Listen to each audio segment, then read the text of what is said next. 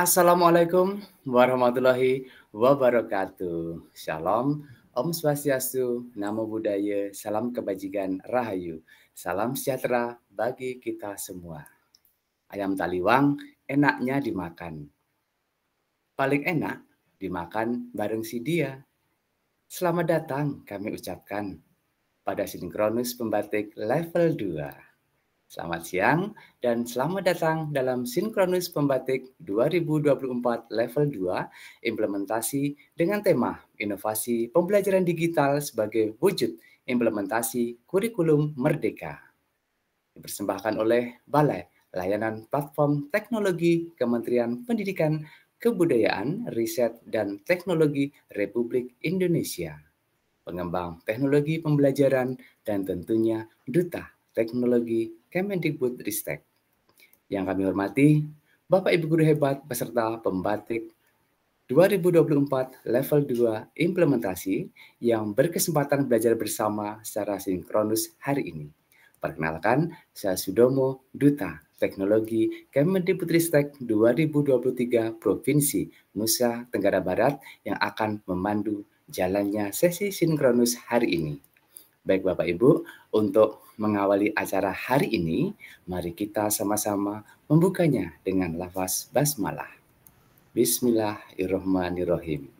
Selanjutnya, mari kita bersama-sama menundukkan kepala sejenak seraya berdoa dalam hati menurut agama dan keyakinan kita masing-masing. Berdoa mulai.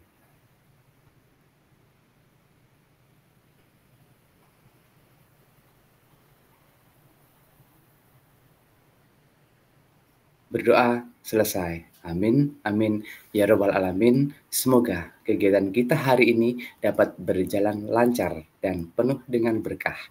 Selanjutnya, sebagai salah satu bentuk rasa nasionalisme kita, marilah kita bersama-sama duduk sempurna, seraya menyimak dan mendengarkan lagu kebangsaan Indonesia Raya. Hadirin dimohon untuk duduk sempurna.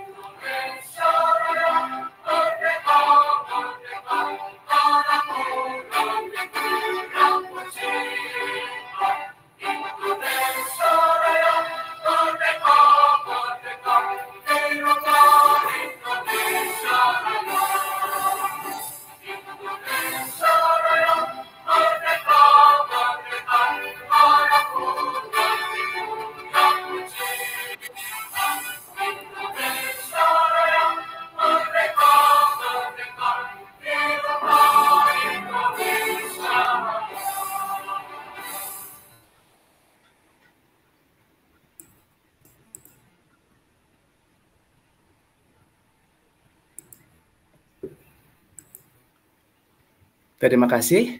Hadirin dipersilakan duduk seperti semula. Mari kita lanjutkan lagi kegiatan sinkronus kita hari ini.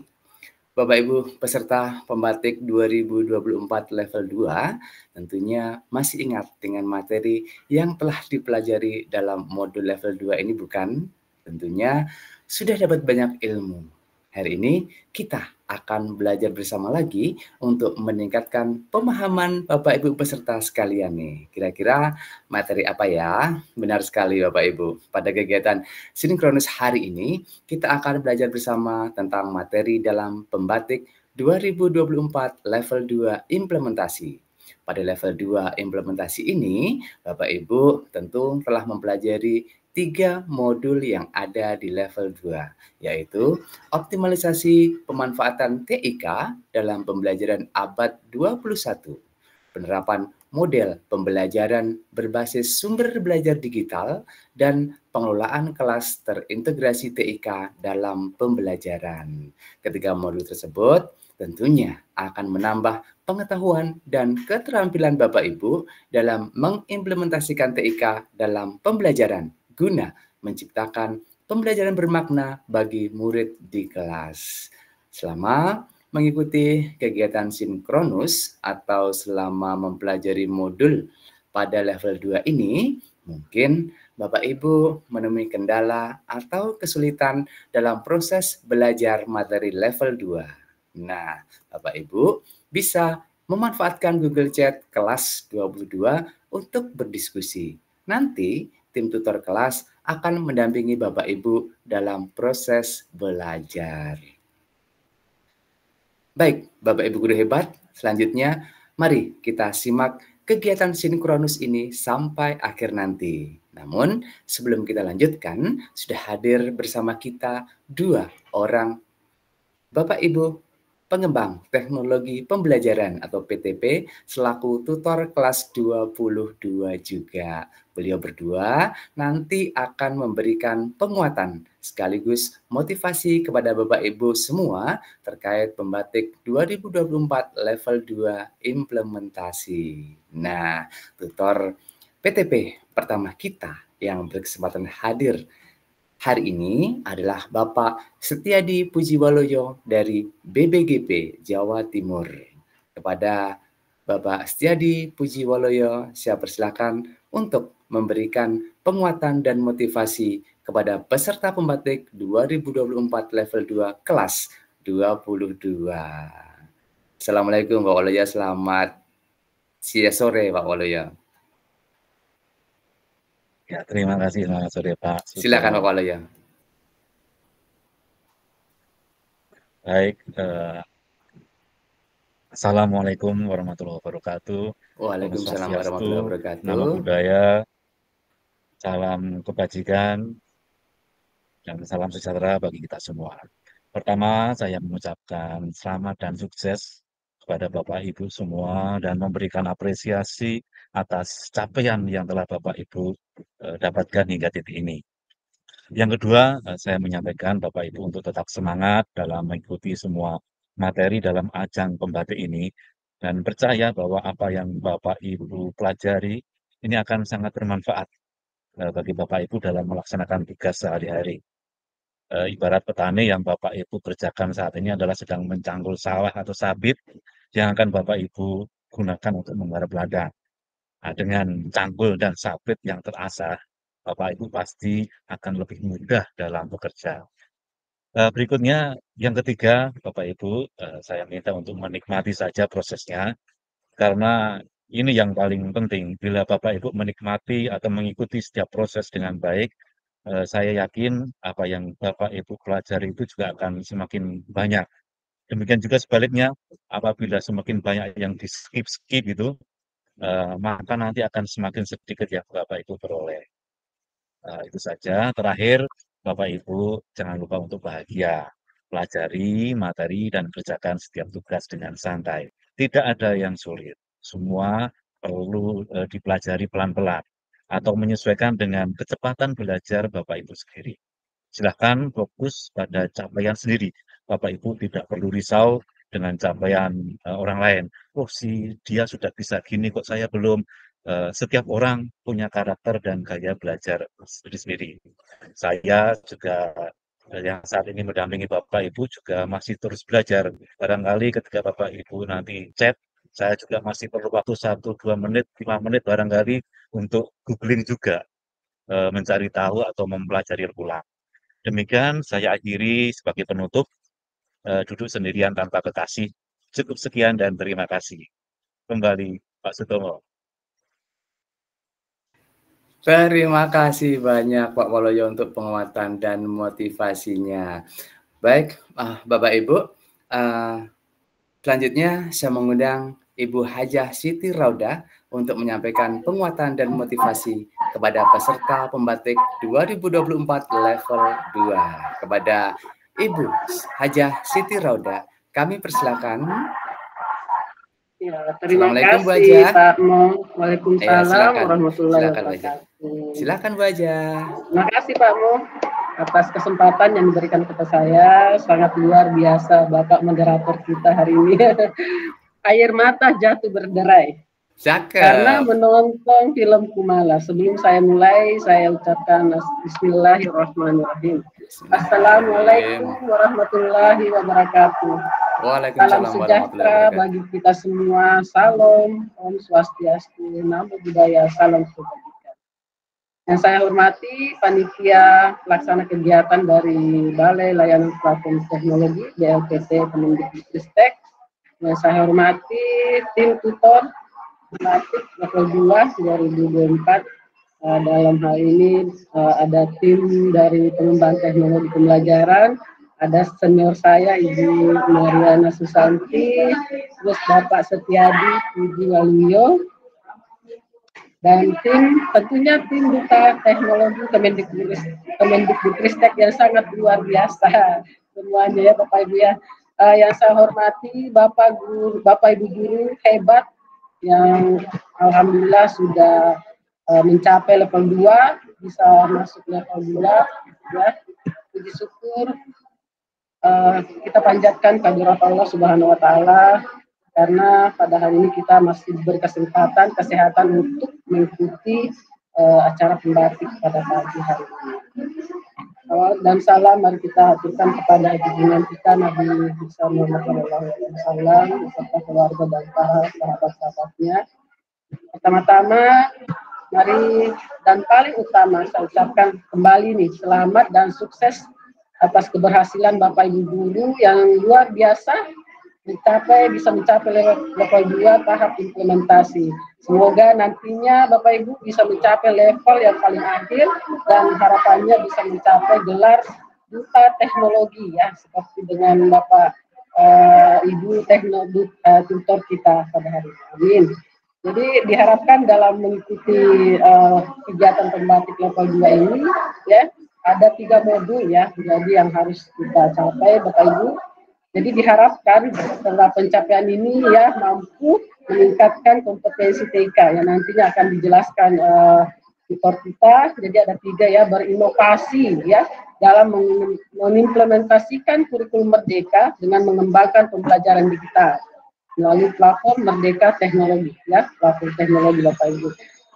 Dan terus berkompetensi menghasilkan karya terbaik dalam penyelesaian setiap tugasnya ya Bapak Ibu. Jadi kita harus tetap semangat ya menciptakan karya-karya terbaik Bapak Ibu, berbagi, berpraktek baik ya, dan berkolaborasi seluas-luasnya, berkontribusi dalam ekosistem digital pendidikan.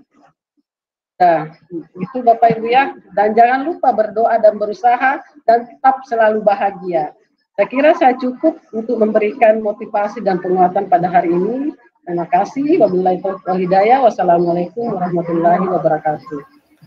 Waalaikumsalam warahmatullahi wabarakatuh. Terima kasih Bu Hajah untuk penguatan dan motivasinya, dan alhamdulillah Bapak Ibu hari ini sudah hadir membersamai kita juga tutor dari PTP dari BBGB DIY dari SMA Yogyakarta, Ibu Mariana Susanti. Alhamdulillah berkesempatan di tengah kesibukan beliau yang luar biasa, alhamdulillah menyempatkan waktu untuk membersamai kita di sesi sinkronus hari ini.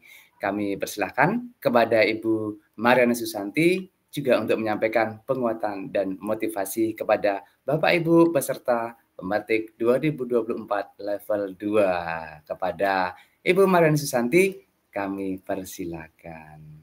Baik, terima kasih Pak Sudomo, ini koordinator yang luar biasa ya. Super semangat, iya. Senang sekali ini bisa bergabung, timingnya pas banget gitu ya. Jadi bisa bergabung di sini dan menyapa Bapak Ibu sekalian yang sudah bergabung di dalam sinkronus level 2 untuk implementasi dari kelompok 22. Selamat Bergabung ini rekan-rekan kami yang tercinta, terkasih, ada Bapak Setiadi Puji Waluyo. Selamat sore, kemudian ada Ibu Siti Rauda, selamat sore, dan para duta teknologi yang dengan penuh semangatnya ini terpancar dari ekspresi wajah masing-masing. Ya, pada kesempatan kali ini kami mengucapkan selamat kepada Bapak Ibu peserta pembatik 2024 yang akan mempelajari 3 modul ya, seperti tadi disampaikan oleh Ibu Siti Rauda, yaitu antara lain optimalisasi pemanfaatan TIK dalam pembelajaran abad ke-21. Seperti apa itu ya, pemanfaatan TIK yang optimal untuk pembelajaran di abad 21. Kemudian Bapak Ibu peserta pembatik juga akan belajar tentang bagaimana menerapkan model pembelajaran yang berbasis pada sumber-sumber belajar digital. Itu seperti apa penerapan model pembelajaran yang paling pas. Tentu ada banyak sekali ya model-model pembelajaran yang bisa diterapkan dan nanti kita akan bersama-sama belajar di sini untuk menerapkan model-model pembelajaran yang berbasis sumber belajar digital. Dan modul yang ketiga adalah bagaimana mengelola kelas yang terintegrasi dengan TIK dalam pembelajaran. Wah, tentunya 3 modul ini sudah mengundang rasa penasaran bagi kita semua, termasuk saya di sini juga sangat antusias ya Bapak Ibu untuk membersamai kita semua. Jadi kita di sini sama-sama saling belajar tentang bagaimana mengoptimalkan pemanfaatan TIK, serta bagaimana mengelola kelas, dan bagaimana menerapkan model pembelajaran yang semuanya itu berbasiskan kepada sumber belajar digital. Jadi pesan saya, marilah kita sama-sama mengobarkan api semangat, yaitu api semangat untuk belajar bersama, api semangat untuk berdiskusi, berkolaborasi, dan tentunya berbagi praktik baik. Dan sebagai penambah semangat kita, saya nggak mau kalah ini ya, dengan Pak Setiadi dan juga Ibu Siti Rauda yang sudah kasih pantun. Iya, oke ya. Ini ada 2 pantun ini spesial untuk Bapak Ibu peserta pembatik 2024. Semoga berkenan ya. Berlayar perahu di lautan biru. Cakep. Menjaring ikan di ujung karang. Guru bijak, gunakan teknologi baru agar ilmu alur semakin cemerlang. Ya. Cakep. Oke, kita semua menjadi guru-guru yang bijak ya. Satu lagi, karena kita endingnya adalah ke siswa ya. Bunga mawar harum baunya. Cakep. Tumbuh subur di halaman taman. Teknologi canggih di genggaman kita. Masa depan siswa pasti gemilang. Oke, itu saja 2 pantun spesial untuk Bapak Ibu peserta pembatik 2024. Terus semangat belajar, tantangan pasti ada, tapi manusia-manusia yang kuat diciptakan dari tantangan-tantangan tersebut. Jadi bagaimana kita bisa melompati atau mengatasi tantangan-tantangan tersebut, disitulah letak kekuatan kita. Dan kekuatan itu hanya bisa kita dapatkan kalau kita tidak berjuang sendirian, melainkan berjuang bersama-sama di dalam kelas 22 ini. Semangat belajar, semangat berkolaborasi, dan semangat berbagi. Terima kasih. Saya kembalikan kepada Pak Sudomo. Baik, terima kasih Bu Mariana Susanti untuk penguatannya yang membara, menyala, membakar semangat kita semua. Sekali lagi terima kasih untuk Bu Mariana Susanti atas penguatan dan juga motivasinya. Terima kasih juga kepada Bapak Puji Setiadi Waluyo dan juga Ibu Hajah Siti Rauda atas penguatannya dari Bapak Ibu tutor PTP. Nah, dari ketiga tutor PTP tadi yang disampaikan bahwa intinya adalah yang pertama kita adalah belajar bersama-sama dan harus terus belajar, dan selain itu pada saat belajar tentunya kita juga harus menjalin kolaborasi. Nah, itu Bapak Ibu terkait dengan apa yang sudah disampaikan oleh ketiga tutor kelas 22 yang luar biasa. Tentunya apa yang disampaikan oleh beliau bertiga dapat menjadi pemacu semangat sekaligus pemicu niat bagi Bapak Ibu peserta level 2 kelas 22 ini untuk bisa menuntaskan level 2. Sekali lagi, terima kasih kepada Bapak Ibu tutor PTP atas peluang waktunya memberikan penguatan untuk kita semua.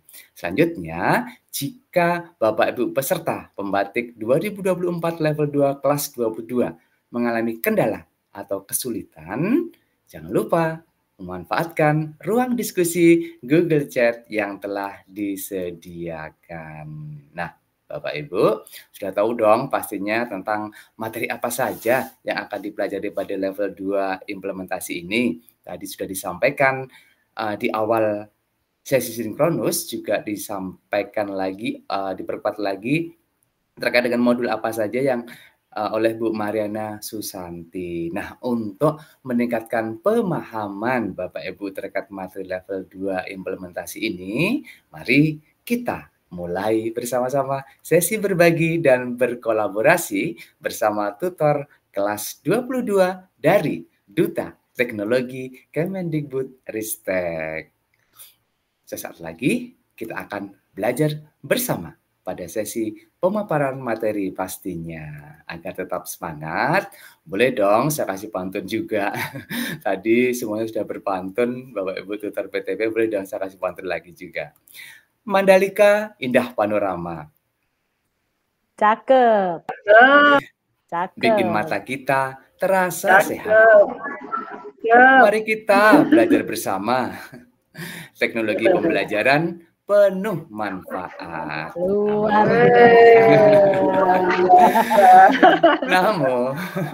Namun sebelum kita mulai, Bapak Ibu peserta pembatik 2024 level 2 kelas 22 di sesi sinkronus ini, nanti setelah pemaparan materi oleh keempat tutor kelas 22 akan ada sesi tanya jawab tentunya, yaitu melalui Google Chat yang bisa Bapak Ibu dapatkan tautan bergabungnya di info peserta laman pembatik.kemdikbud.go.id. Baiklah Bapak Ibu, mari kita sambut bersama-sama tutor kelas 22 yang pertama, Bapak Bakhtiar Rifai, Duta Teknologi Daerah Istimewa Yogyakarta tahun 2021. Assalamualaikum Pak Bakhtiar. Waalaikumsalam Pak Mo. Suara saya terdengar jelas Mo? Jelas banget. Alhamdulillah jelas banget. Bagaimana kabarnya Pak? Alhamdulillah Pak Mo, mantap, luar biasa. Alhamdulillah luar biasa, Jogja istimewa. Alhamdulillah luar biasa. Baik, langsung saja kami persilahkan Pak Bakhtiar Rifai untuk memaparkan materi modul 4 tentang optimalisasi pemanfaatan TIK dalam pembelajaran abad 21. Silakan Pak Bakhtiar. Terima kasih Pak Mo. Sebelumnya Assalamualaikum warahmatullahi wabarakatuh. Waalaikumsalam warahmatullahi wabarakatuh. Selamat sore Ibu dan Bapak semuanya yang terhormat dari Balai Platform Teknologi PLBT Kemdikbudristek, kemudian yang saya hormati Ibu dan Bapak tutor PTP dan juga rekan-rekan Duta Teknologi yang saya hormati, dan juga tentunya untuk Bapak Ibu guru hebat semuanya yang masuk di dalam level 2 ini, saya ucapkan selamat bergabung di kelas 22 level implementasi. Ya, setelah kemarin Bapak Ibu semuanya mengikuti program pembatik level 1 terkait tentang literasi digital. Nah, kali ini Bapak Ibu di level 2 ini kita akan bersama-sama belajar bagaimana sih mengimplementasikan apa yang sudah kita pelajari di level sebelumnya, dan kita bisa mengimplementasikannya di dalam pembelajaran di kelas. Baik Bapak Ibu, kali ini kita akan belajar bersama terkait sudah disampaikan oleh Pak Mo tadi ya, modul 4. Izin saya screen dulu ya Bapak Ibu.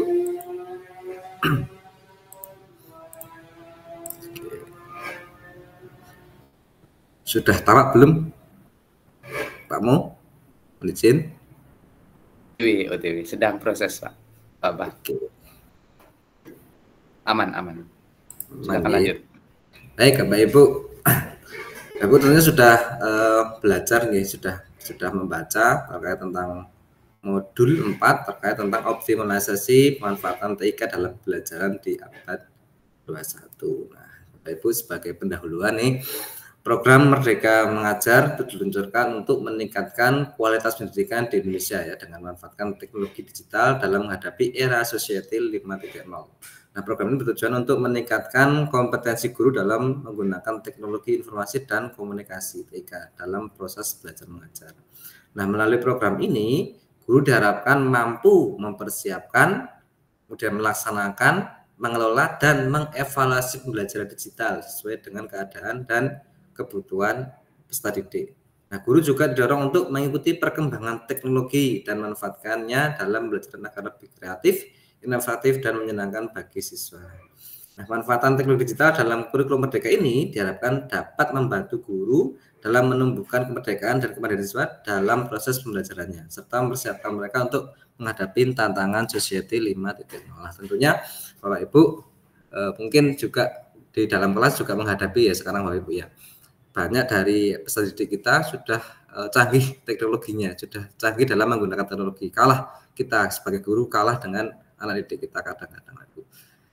Nah, tentunya Ibu dan Bapak guru, kita tentunya terus harus mengupgrade diri kita ya Bapak Ibu ya. Tentunya bisa melalui program Batik ini. Nah, di dalam modul 4 ini Bapak Ibu ada 3 kegiatan belajar ya yang harus Bapak Ibu lakukan. Ya, yang pertama adalah kita belajar tentang konsep tentang TIPEC ya, TPACK ya Bapak Ibu ya.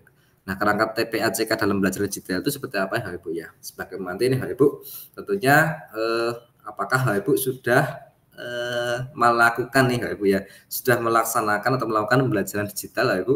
Ya. Tentunya sudah ya Ibu ya, sebagian besar sekarang sudah, tentunya karena juga dengan kemarin ada COVID dan juga sebagainya, tentunya juga mempercepat pembelajaran kita sebagai guru bisa melakukannya dengan pembelajaran digital. Nah, Bapak Ibu, TPACK itu apa dan bagaimana pengimplementasinya Bapak Ibu ya. Nah, kerangka TPACK dalam pembelajaran digital. TPACK yang dapat diimplementasikan dengan optimal, maka inovasi pembelajaran dapat tercapai.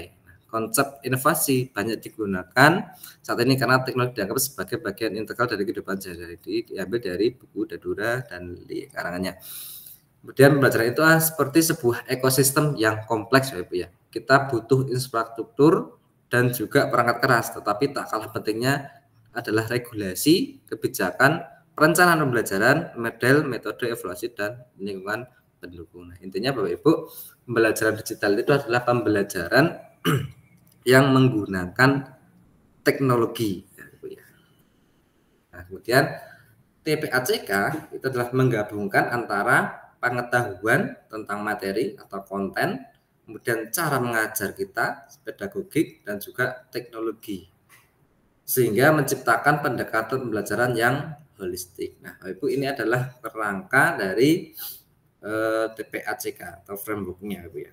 Nah, kerangka ini ya Ibu ya, jadi kemampuan guru ya, kita dituntut sekarang itu adalah mempunyai kemampuan dalam teknologi, kemudian kemampuan di dalam materinya itu sendiri, dan juga pedagogik atau manajemen pembelajarannya. Nah, kemudian kalau digabungkan Bapak Ibu, ada beberapa irisan ya Ibu ya, sehingga menimbulkan 7 domain TPACK. Yang pertama adalah CK atau content knowledge. Jadi Bapak Ibu tentunya harus bisa menguasai materinya dulu nih Bapak Ibu ya. Nah, kemudian yang kedua adalah pedagogiknya, kemampuan pengetahuan dasar bagaimana merancang proses dan strategi pembelajaran. Kemudian yang ketiga adalah teknologi. Tentunya penguasaan teknologi digital itu harus dikuasai, baik itu software maupun hardware ya. Kemudian PCK, Pedagogical Content Knowledge atau domain ini merupakan gabungan antara pengetahuan guru terkait materi dan proses pembelajaran. Dan TCK, Technology Content Knowledge, atau pengetahuan tentang teknologi dan materi, penggabungan antara teknologi dan materi. Kemudian TPK atau penggabungan antara teknologi dan pedagogik. Yang terakhir adalah gabungan dari semuanya, TPACK, Technological, Pedagogical, Content Knowledge, atau pengintegrasian TPACK membutuhkan pengembangan kepekaan terhadap hubungan dinamis dan transaksional untuk antar komponen unit. Jadi harapannya Bapak Ibu bisa menggunakan teknologi di dalam proses pembelajaran. Yang tentunya kemampuan-kemampuan itu antara materi, kemudian pedagogik dan juga teknologi itu harus Bapak Ibu benar-benar kuasai dulu. Kadang-kadang memang ada juga apa ya istilahnya materi kadang tidak cocok dengan yang kita gunakan teknologinya. Nah, tentunya Ibu harus bisa menguasai itu agar bisa cocok dan juga bisa mengimbaskannya kepada peserta didik sehingga tercapai tujuannya. Nah, Bapak Ibu bisa melihat contoh ya di modul yang sudah Bapak Ibu download atau buka tentang terkait contoh penerapan dari TPAJK. Jadi ini adalah contoh dari pembelajaran TPAJK oleh pembelajaran PPKN berbasis TPAJK dengan Google Classroom. Bisa menggunakan teknologinya adalah Google Classroom ya Ibu ya. Kemudian materinya Ibu bisa pilih apa. Nah, yang pertama ini adalah saling terintegrasi ya Ibu ya antara guru, sarana prasarana, murid dan proses. Tentunya ini saling terhubung ya, tidak bisa lepas satu persatu. Jadi yang pertama adalah guru tentunya harus mampu menyesuaikan teknologi ya dengan kegiatan pembelajaran. Kemudian mengintegrasikan teknologi secara tepat Ibu ya. Jangan-jangan kalau kita menggunakan teknologi yang canggih ya, peserta didiknya juga belum mampu untuk mencapai itu. Tapi kita juga harus melihat kebutuhan dari peserta didik kita. Kemudian memiliki pemahaman yang baik dalam memadukan aspek teknologi, pedagogik dan pengetahuan adalah kemampuan yang harus dimiliki oleh guru. Kemudian sarana prasarana yang bisa kita gunakan ya bisa juga Android, kemudian Google Classroom, proyektor, bahan ajar digital, akses internet. Nah, ini adalah sarana dari teknologi ya, Bu ya. Dan juga sarana pembelajaran. Kemudian dari sisi peserta didik ya, peserta didik melakukan kegiatan dan mendapatkan pengalamannya secara langsung ya dengan pembelajaran digital ini. Kemudian keterampilan abad 21 dan hasil belajar mereka meningkat sehingga mampu belajar secara mandiri dan berinteraksi dengan guru maupun teman yang lain. Dan menjadi sebuah proses ya, sistem pengelolaan peserta digital bervariasi dan menyenangkan dalam penyampaian sesuai dengan kodrat zaman.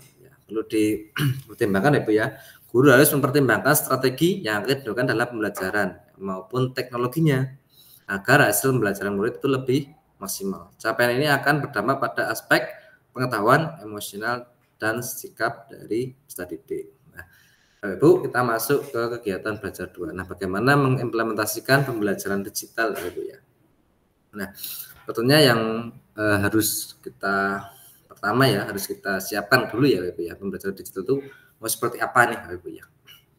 Nah, pembelajaran digital pada hakikatnya adalah pembelajaran yang melibatkan penggunaan alat dan teknologi digital secara inovatif dalam proses pembelajaran yang lebih dikenal dengan sebutan e-learning.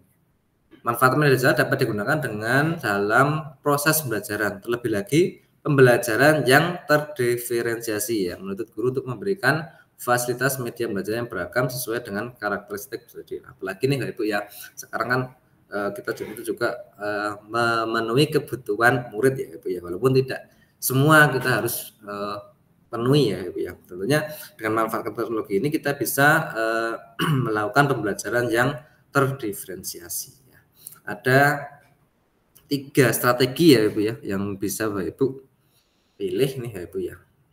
Sehingga pembelajaran bisa terpenuhi, tercapai ya. Yang pertama adalah diferensiasi konten ya Bu ya. Jadi muatan atau konten apa yang akan Bapak Ibu ajarkan pada peserta didik. Kemudian diferensiasi prosesnya, yaitu proses yang akan mengacu pada bagaimana peserta didik akan memahami apa yang mereka pelajari. Kemudian yang ketiga adalah diferensiasi produk, yakni hasil pekerjaan siswa setelah mempelajari materi pembelajaran. Jadi Bapak Ibu bisa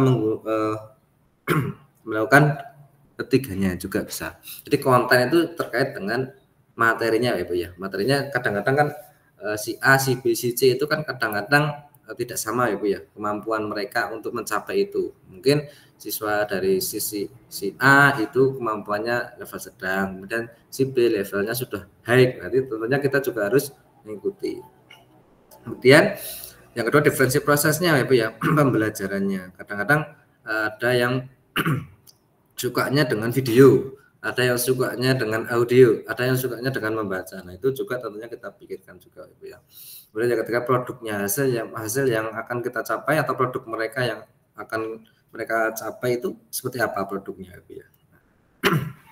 Nah, ada beberapa hal yang perlu diperhatikan ya Ibu ya dalam persiapan pembelajaran digital sistem kurikulum merdeka. Nah, hal-hal itu yang pertama tentunya Ibu dalam proses pembelajaran ya. Yang pertama itu biasanya asesmen awal ya Bu ya. Kita lakukan diagnosis awal bagaimana kemampuan awal peserta didik kita itu mau seperti apa. Kemudian tujuan, sasaran dan aktivitasnya kita mau mencapai apa. Sesuai itu kita didik, kita tuntut untuk bisa mencapai apa. Kemudian unsur pendukungnya apa dan juga bagaimana kita mengevaluasinya. Nah, selanjutnya Ibu melaksanakan dan mengelola pembelajaran digital. Manfaat pembelajaran digital yang tepat dapat meningkatkan produktivitas aktivitas pembelajaran. Jika guru menggunakan dasar-dasar pemanfaatan pembelajaran, kemampuan guru dalam melakukan pembelajaran digital dalam metode daring, luring, maupun campuran, dan menguasai lingkungan belajarnya akan sangat berperan dalam keberhasilan pencapaian dari tujuannya. Nah, evaluasi pembelajaran Ibu ya, tentunya Ibu sudah familiar ya Ibu ya, sudah melakukannya juga ini Ibu ya. Jenis-jenis evaluasi pembelajaran bisa kita lihat dari berdasarkan tujuannya, kemudian berdasarkan lingkup kegiatan belajarnya, kemudian berdasarkan objek dan subjeknya, dan juga berdasarkan sasarannya. Nah, tujuannya kita mau untuk apa Ibu ya?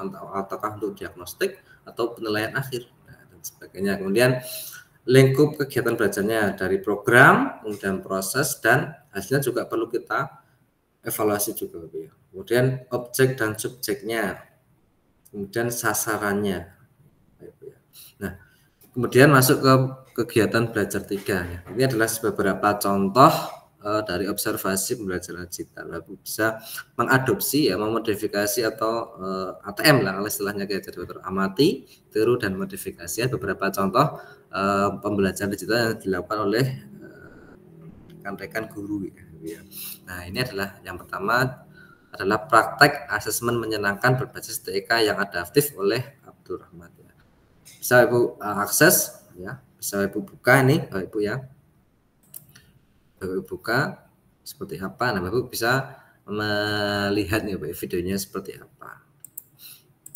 Kemudian ada juga contoh Smart Laga ya, dilakukan oleh Ervandi Saputra ya, juga ya. Kemudian ada yang ketiga adalah praktek baik pembelajaran berdiferensi. Nah, ini Bapak Ibu bisa cari ya Bu ya di bukti karya PMM itu sudah banyak sekali ya Bu ya guru-guru yang sudah melakukan model pembelajaran digital. Nah, mungkin itu Bapak Ibu terkait pendalaman materi kita terkait modul 4 Ibu. Nanti kita bisa diskusikan melalui kolom chat ya Bu ya. Mungkin itu Pak Mu. Saya ucapkan terima kasih ya Bu. Tentunya terakhir mari kita Ibu saling belajar, saling berdiskusi bagaimana sih pembelajaran yang bagus ya Bu ya. Bagaimana kita bisa memanfaatkan teknologi ini dalam pembelajaran. Karena Ibu teknologi semakin ke depan, semakin semakin ke sini ya, semakin maju tentunya Ibu ya. Dan anak-anak didik kita juga sekarang itu sudah lahir di eranya teknologi, lahir sudah dengan teknologi ya. Tentunya kita juga harus bisa mengikuti itu semua. Terima kasih Bapak Ibu. Saya kembalikan ke Pak Mu. Saya akhiri. Wassalamualaikum warahmatullahi wabarakatuh. Waalaikumsalam warahmatullahi wabarakatuh. Terima kasih banyak untuk paparan materinya yang luar biasa Pak Bakhtiar Rifai, Masya Allah. Jadi dari yang dipaparkan oleh Pak Bakhtiar tadi, memang tidak salah, memang benar adanya bahwa saat ini Bapak Ibu ya, kita semua memang luar biasa berhadapan dengan teknologi, mau tidak mau kita bisa mengikuti perkembangan teknologi yang sekarang ini. Anak-anak kita luar biasa, tingkat SMP, penguasaan teknologinya, penguasaan digitalnya pun juga sudah sangat luar biasa. Bahkan ada beberapa memang pengalaman kita sendiri juga di kelas, kita menemukan kelas, kita sudah menyiapkan, bahkan kita sudah menyiapkan media digital pun kadang anak-anak juga sudah lebih dulu mengenali media digital yang lainnya lagi. Itu artinya apa? Artinya bahwa kita harus terus belajar dan kita harus terus berkolaborasi. Sekali lagi terima kasih kepada Pak Bahtiar Rifai untuk paparannya yang luar biasa. Boleh dong Bapak Ibu kasih reaction di kolom chat YouTube juga untuk pemaparan Pak Bahtiar Rifai tadi. Jika Bapak Ibu peserta mengalami kendala dalam belajar modul 4 ini, mari kita berdiskusi di Google Chat kelas 22 karena di sana sudah siap Bapak Ibu tutor PTP dan juga Bapak Ibu tutor dari Duta Teknologi Kemendikbudristek untuk kita saling berdiskusi. Sekali lagi terima kasih Pak Bahtiar Rifai. Untuk selanjutnya tutor kelas kita yang kedua tidak kalah hebatnya juga nih, tidak kalah kerennya itu. Kita sambut Ibu Rizky Ulvia Rifaatul Janah, Duta Teknologi Kalimantan Timur 2021. Assalamualaikum Bu Rizky. Waalaikumsalam warahmatullahi wabarakatuh. Luar biasa sekali loh.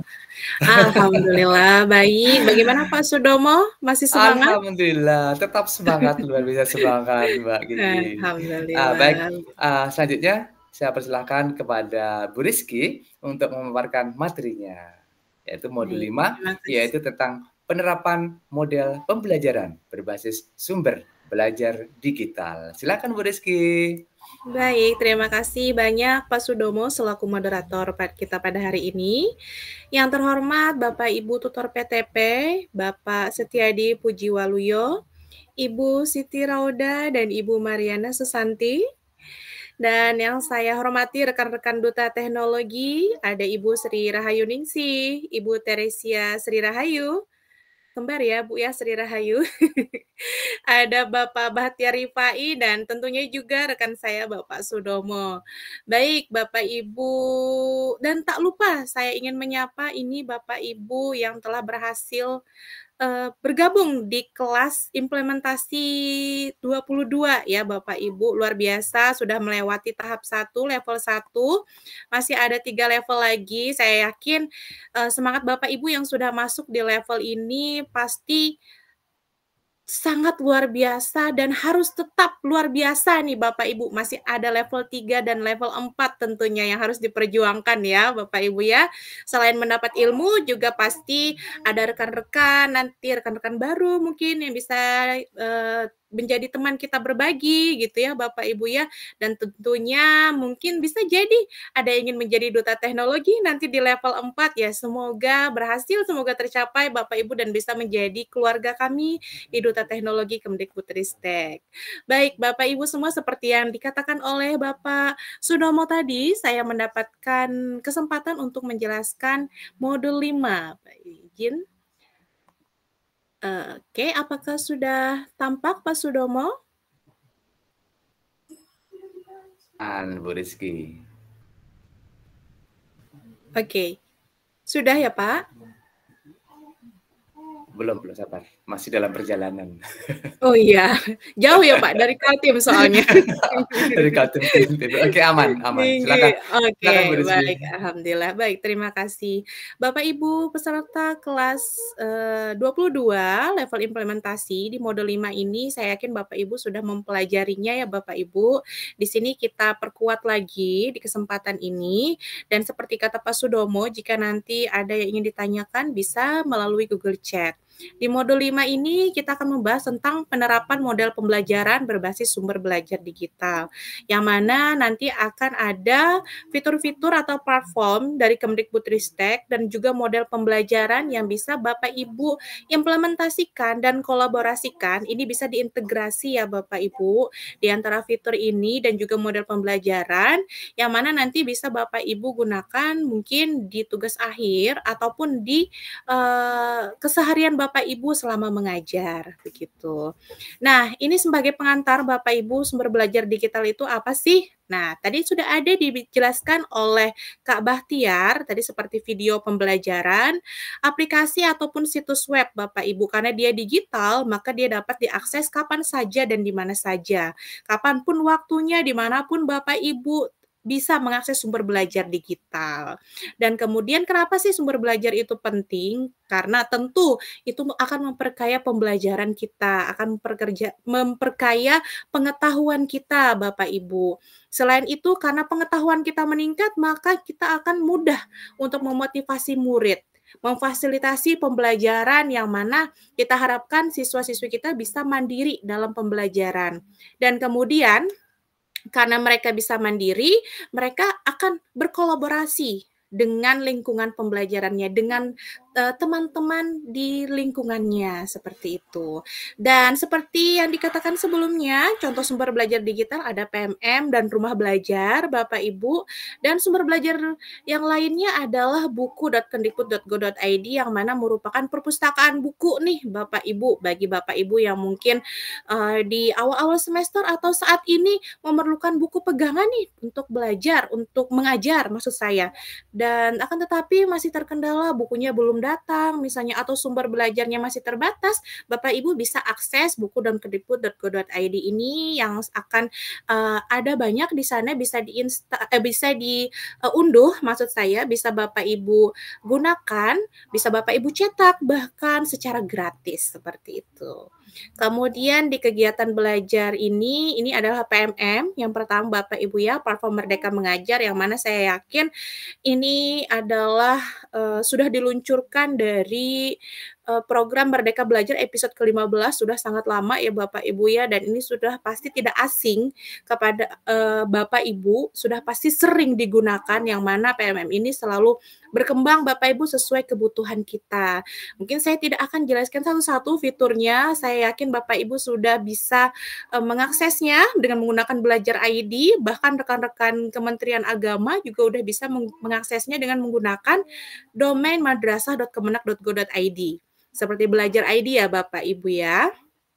Kemudian selanjutnya selain PMM juga ada rumah belajar. Rumah belajar ini sudah sangat lama Bapak Ibu, bukan sesuatu yang baru, yang mana di dalam rumah belajar ini sangat kaya dengan fitur-fitur Bapak Ibu, seperti sumber belajar.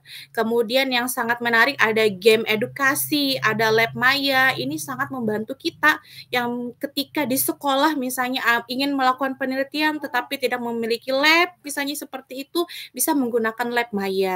Ada video pembelajaran tentunya Bapak Ibu, ada audio, animasi, artikel, dan hal-hal lainnya. Gitu ya Bapak Ibu ya, rumah belajar ini sangat kaya, Bapak Ibu bisa akses nanti, bisa digunakan, bisa dimanfaatkan, dimaksimalkan Bapak Ibu untuk pembelajaran Bapak Ibu semua. Kemudian sumber belajar lainnya apa? Seperti yang saya katakan, buku.kemdikbud.go.id Bapak Ibu. Selain itu, wah saya rasa ini Bapak Ibu saat ini yang tua, yang muda, semuanya pasti sudah mengenal seperti TikTok ya Bapak Ibu ya, Instagram. Nah, tetapi apakah ibu-ibu ini mengenal TikTok untuk berbelanja? Tentu salah satunya mungkin itu ya, seperti saya nih Pak Sudomo. Saya salah satu penggunaan TikTok ini selain untuk belajar, selain untuk lihat konten-konten menarik ya tentang pembelajaran, juga salah satunya belanja. Tetapi ya itulah masa kini ya Bapak Ibu ya, semuanya teknologi selain dimanfaatkan. Nah, harapannya selain jangan seperti saya saja misalnya hanya untuk berbelanja saja. Nah, kita bisalah di situ searching. Misalnya Bapak Ibu saya itu kemarin di modul 5 atau di modul yang lain itu ada saya bingung tentang sesuatu. Saya searching di TikTok. Nah, itu mudah untuk mencarinya Bapak Ibu, dan dengan tampilan yang menarik penjelasannya. Tidak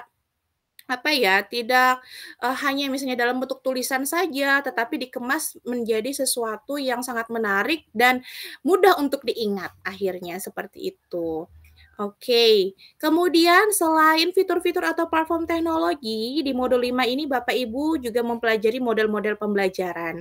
Ada game-based learning, problem-based learning, discovery inquiry learning, dan station learning Bapak Ibu.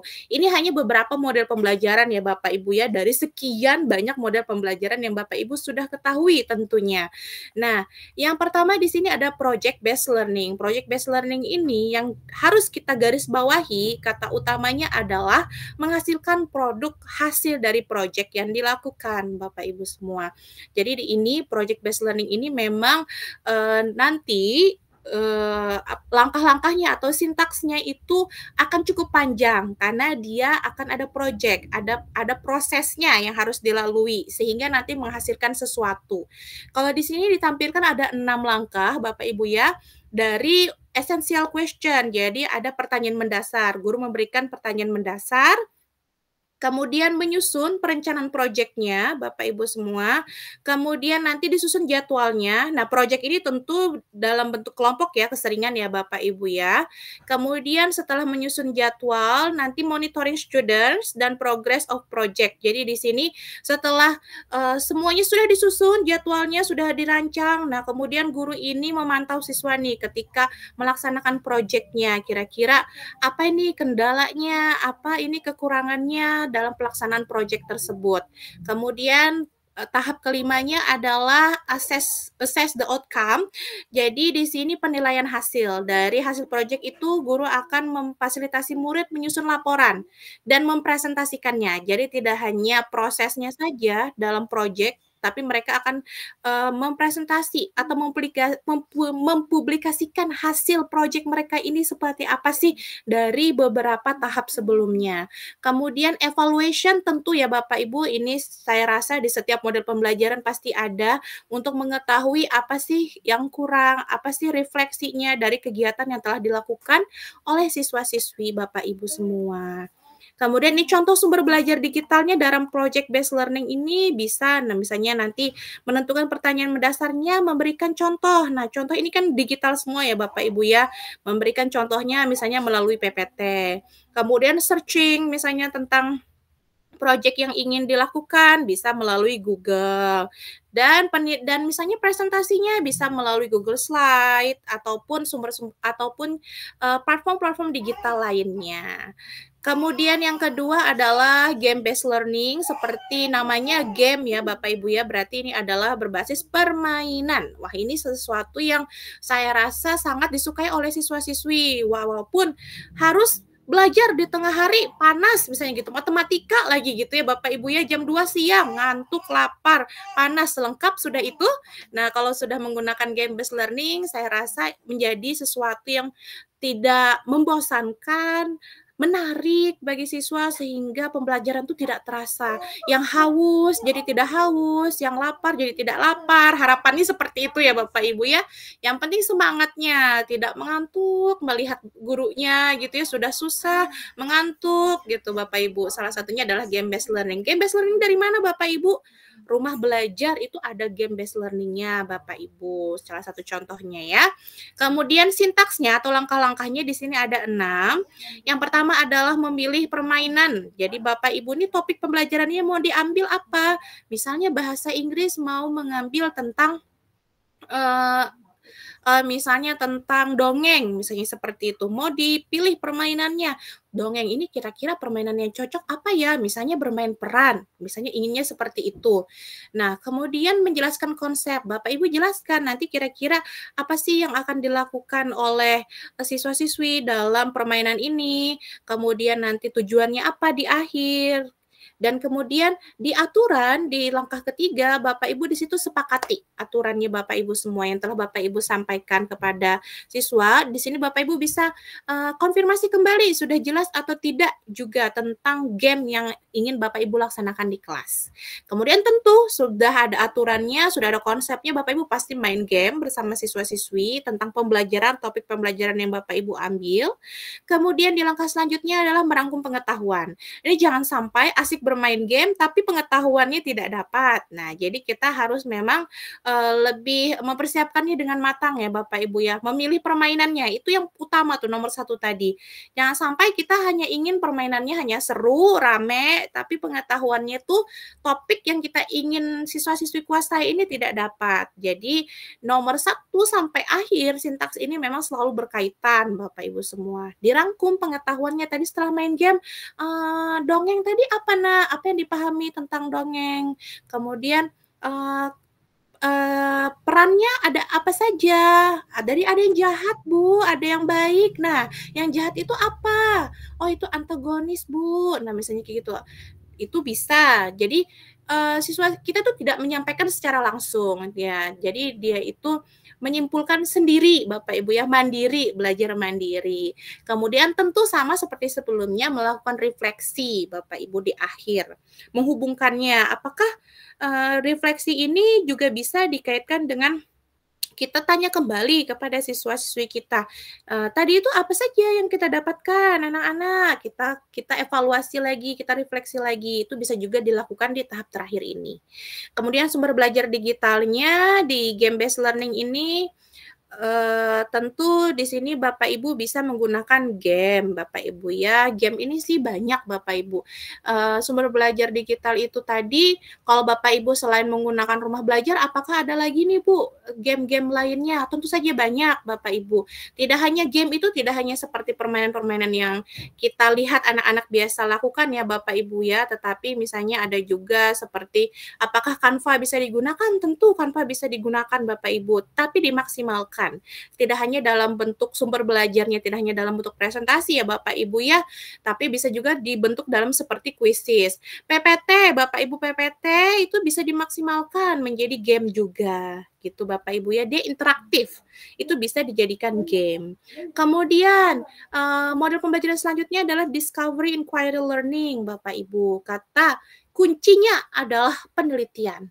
Jadi di discovery inquiry learning ini siswa-siswi kita melakukan penelitian Bapak Ibu ya untuk menemukan solusi dalam masalahnya. Jadi inquiry itu bisa diartikan akan ada penelitian dalam pembelajarannya, sedangkan discovery itu adalah ketika dia sudah melakukan penelitian, dia menemukan. Nah, itu kata kuncinya Bapak Ibu. Sintaksnya langkah-langkahnya ada 6. Yang pertama memberikan rangsangan, kemudian kita memberikan rangsangan ini seperti pengantar Bapak Ibu ya, bagaimana nanti kita akan ngapain sih dalam pembelajaran ini. Kemudian identifikasi masalahnya, kita merumuskan dalam bentuk pertanyaan, misalnya ini misalnya IPA mau apa, materinya apa, nah kita berikan dalam bentuk pertanyaan. Kemudian yang ketiga adalah data collection, jadi siswa-siswi ini mencari informasi Bapak Ibu terkait topik yang Bapak Ibu angkat. Kemudian data processing, nah di sini dia mengolah data yang sudah dia kumpulkan, apakah data-data tersebut benar terkait dengan topiknya atau bagaimana. Kemudian verification, yang kelima pembuktian, benar nggak sih hipotesis yang sudah mereka cantumkan di awal, misalnya hipotesanya begini, apakah benar ya di tahap ini verification-nya, pembuktiannya? Oh iya, berdasarkan data collection benar seperti ini. Oh ini tidak nih, di data collection, di pengolahan datanya tidak terkait dengan topiknya. Berarti pembuktiannya, hipotesanya salah. Dan kemudian di akhir adalah tentu menarik kesimpulan kembali. Kita harus refleksi, kita harus evaluasi pembelajaran. Selama proses itu, apakah siswa-siswi kita mendapatkan makna, mendapatkan topik, mendapatkan pembelajaran seperti yang kita harapkan. Jangan sampai pembelajarannya sudah lama, berminggu-minggu misalnya Bapak Ibu, tetapi di akhir siswa-siswi kita tidak memahami apa sih yang ingin kita dapatkan di pembelajaran ini. Kemudian ini sumber belajarnya ya Bapak Ibu ya, pemberian rangsangannya. Kemudian pengumpulan datanya tentu melalui handphone, sumber belajar digital kita ya Bapak Ibu ya. Seperti tadi buku.kemdikbud.go.id itu bisa sumber belajar. Karena ini penelitian, buku bisa jadikan sumber utama Bapak Ibu di sana. Karena misalnya bukunya terbatas di sekolahnya ya, adanya itu-itu saja, di perpustakaannya terbatas, bisa dengan menggunakan sumber belajar digital buku.kemdikbud.go.id. Kemudian yang terakhir adalah belum yang terakhir Bapak Ibu, terlalu terburu-buru saya nih. Problem based learning, berbasis masalah Bapak Ibu ya. Waduh, masalah ya Ibu, dikit-dikit masalah. Ini masalahnya apa nih Bu? Jadi di problem based learning ini yang kata kuncinya adalah masalahnya kontekstual. Nyata Bapak Ibu, yang nyata dihadapi oleh siswa-siswi kita, di hadapan mereka, yang ada di lingkungan mereka. Jadi nggak usah kemana-mana, di lingkungannya ada masalah apa yang bisa dikaitkan dengan topik pembelajaran. Itu inti utama problem based learning, masalahnya kontekstual. Kemudian sintaksnya ada 5. Jadi orientasi pengenalan siswa kepada masalah bisa dalam bentuk pertanyaan, misalnya Bapak Ibu ya. Kemudian yang kedua, organisasikan siswa untuk belajar. Jadi kita di sini bisa bantu mungkin memberikan pengenalan sedikit terkait masalah. Jadi kita berikan mungkin pemahaman sedikit, jadi dia tuh tidak terlalu melenceng dengan masalah yang dimaksud. Kemudian yang ketiga, membimbing penyelidikan. Nah, tentu kita tidak lepas ya Bapak Ibu ya. Kita bimbing, kita bantu siswa ini dalam mengumpulkan informasi, melakukan eksperimen. Nah, akhirnya mereka bisa mendapatkan penjelasan pemecahan masalah yang diberikan oleh gurunya. Dan yang keempat adalah mengembangkan dan menyajikan hasil karya. Jadi karyanya tidak hanya mereka ketika dapat, mereka diam saja atau mereka simpan sendiri saja di kelompok mereka, tapi mereka kembangkan. Mereka sajikan hasil karyanya dalam bentuk laporan, dalam bentuk video, atau model, atau misalnya diskusi atau presentasi, boleh dalam bentuk apapun yang disepakati antara Bapak Ibu dan siswa-siswinya. Dan yang kelima adalah menganalisis dan mengevaluasi proses pemecahan masalahnya. Jadi dianalisis selama proses ini apa kendalanya nak. Misalnya di kontekstualnya ini, masalah kontekstualnya karena ini terlalu nyata Bu, ini itu terlalu berat bagi kami. Wah, seperti itu. Ya, misalnya di sini kita bisa bantu akhirnya.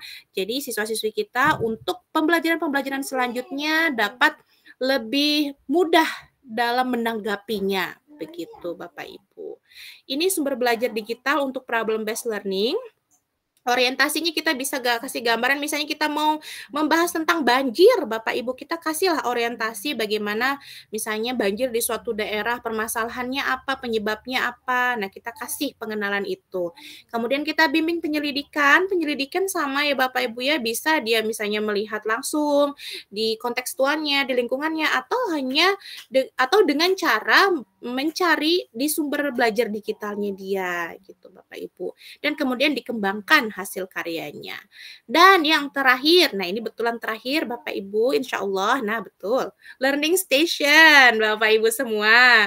Learning station, stasiun Bapak Ibu, nih mungkin yang pernah naik kereta tahu nih, apalagi yang mau misalnya pergi dari suatu daerah yang jauh, harus melewati beberapa stasiun gitu ya Bapak Ibu ya. Inti utama di learning station ini adalah nanti ada beberapa stasiun, biasanya dibentuk berdasarkan banyak kelompok, bisa dengan cara misalnya satu gurunya berpikir kelompok A berdasarkan minatnya, gaya belajarnya kayaknya dia cocok di stasiun nomor 4, misalnya seperti itu. Boleh seperti itu. Tetapi misalnya Bapak Ibu belum ada gambaran siswa-siswi baru, misalnya gitu Bapak Ibu. Bapak Ibu bisa melakukannya dengan cara siswa-siswi itu dijalankan aja di beberapa stasiun. Anggap misalnya ada 4 stasiun Bapak Ibu. Ini 4 stasiun ini dengan topik dan tugas yang berbeda Bapak Ibu. Jadi dia bisa memfasilitasi berbagai gaya belajar. Nah ini sangat utamanya, sangat istimewanya sih ini Bapak Ibu. Jadi semua gaya belajar ini bisa terfasilitasi. Jadi misalnya di stasiun pertama mereka membaca begitu Bapak Ibu. Kemudian di stasiun kedua mereka misalnya harus di situ menganalisis. Yang stasiun ketiga harus menggunakan sumber belajar digital, menggunakan komputer misalnya seperti itu. Nah, jadi di 4 stasiun ini semuanya jalan, semuanya kena, itu bisa membantu Bapak Ibu akhirnya memahami, oh si Pak Sudomo ini, bukan Bapak ya, karena murid ya, Nak Sudomo ini rupanya dilihat dari stasiun 3, rupanya ini audiovisual nih, misalnya seperti itu, atau kinestetik nih. Nah, itu learning station Bapak Ibu. Sintaksnya cukup pendek Bapak Ibu ya, tetapi harus betul-betul Bapak Ibu pertimbangkan dalam melaksanakannya. Karena dengan pertimbangan banyaknya gaya belajar Bapak Ibu oleh siswa-siswi kita. Yang pertama kita bagi dulu beberapa kelompok, kemudian memilih jenis stasiun. Ini yang pertama ya Bapak Ibu ya. Misalnya kita mau langsung kelompok A tadi di stasiun 4 misalnya boleh seperti itu. Kemudian yang ketiga ringkasan kegiatan, kita mengajak siswa untuk berefleksi di sini Bapak Ibu dari stasiun-stasiun tadi, kita refleksi apa sih yang didapat dari siswa-siswi kita. Kemudian yang keempat, kita bisa melakukan penilaian, kita kan mengobservasi. Tadi ya, apalagi yang contoh nomor 2 tadi, yang saya katakan kita belum tahu tentang siswa-siswi kita, di situ kita bisa observasi dengan baik, oh anak ini, Nak Sudomo tadi rupanya audiovisual, dengan lembar observasi yang sudah kita sediakan sebelumnya tentunya. Dan ini adalah contohnya Bapak Ibu ya, stasiun di sini ada dilihat di gambar stasiun 2, Digital Assessment Station. Jadi di sini dia penilaiannya berbasis digital, Bapak Ibu begitu. Bisa menggunakan Google Form misalnya, yang paling mudah ya Bapak Ibu ya, dan paling sering digunakan. Dan kemudian di sini adalah rangkuman dari semua yang ada di modul 5. Inti utamanya adalah model pembelajaran dan platform digital, sumber belajar digital yang tepat itu bisa menciptakan inovasi pembelajaran Bapak Ibu. Dan tentunya menghadirkan pembelajaran yang interaktif, kreatif, dan berkualitas. Dan tentunya ketika pembelajaran itu interaktif, kreatif, berkualitas, bermakna bagi siswa-siswi kita, mereka akan mudah mencapai tujuan pembelajaran secara optimal. Ini adalah tim penyusun modul 5, rekan-rekan kami di Duta Teknologi Kemdikbudristek. Mungkin itu saja dari saya Bapak Ibu. Terima kasih banyak atas perhatiannya. Wassalamualaikum warahmatullahi wabarakatuh. Saya kembalikan kepada Waalaikumsalam warahmatullahi wabarakatuh. Terima kasih banyak untuk paparan materinya luar biasa dari Bu Rizky. Dan menjelang sore tapi semangatnya masih berkobar. Mudah-mudahan nanti ini juga menular kepada Bapak Ibu peserta pembatik 2024 level 2 ini untuk terus mengobarkan semangatnya untuk belajar. Nah, tadi dari beberapa yang disampaikan, banyak model pembelajaran yang disampaikan oleh Ibu Rizky tadi tentunya menginspirasi kita agar supaya pembelajaran yang kita laksanakan di kelas itu tidak hanya menggunakan satu model saja, tapi kita bisa menggunakan beberapa bergantian model pembelajaran yang kita terapkan di kelas supaya nanti sekali lagi untuk pembelajaran itu lebih bermakna bagi murid kita. Sekali lagi terima kasih untuk Bu Rizky. Seperti saya mungkin Bapak Ibu peserta kelas implementasi 22 ini masih penasaran nih terkait dengan model-model pembelajaran tadi. Ini nanti bisa, jangan lupa Bapak Ibu bisa langsung bertanya di Google Chat yang nanti kita kita berdelapan, kita akan nanti saling berdiskusi di Google Chat kelas implementasi 22.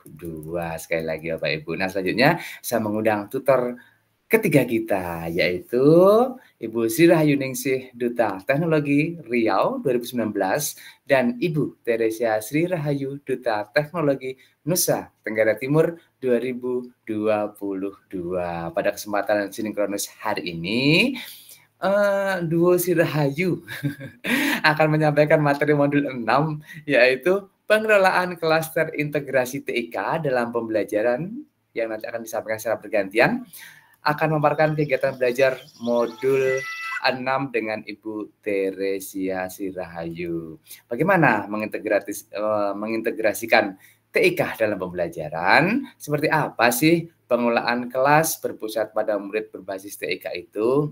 Semuanya akan terjawab Bapak Ibu. Tenang, nanti melalui pemaparan materi modul 6 ini. Kepada Ibu Sri Rahayu Ningsih dan Ibu Teresia Sri Rahayu, saya persilahkan untuk memaparkan materi modul 6. Silakan Bu Sri dan Ibu Teresia.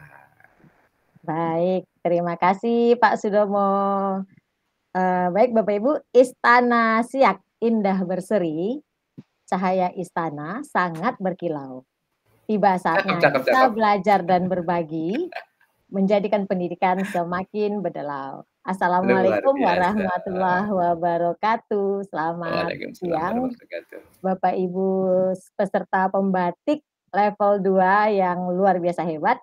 Puji syukur kehadiran Allah SWT, Tuhan Yang Maha Esa, yang mana pada hari ini kita masih diberikan kesehatan, kekuatan, dan kesempatan sehingga kita dapat bertemu secara tatap maya sinkronus terkait pembahasan modul-modul dalam level 2 tahap implementasi. Yang kami hormati Bapak Ibu dari PTP yang sudah membersamai kita dan peserta pembatik level 2 implementasi kelas 22 saat ini.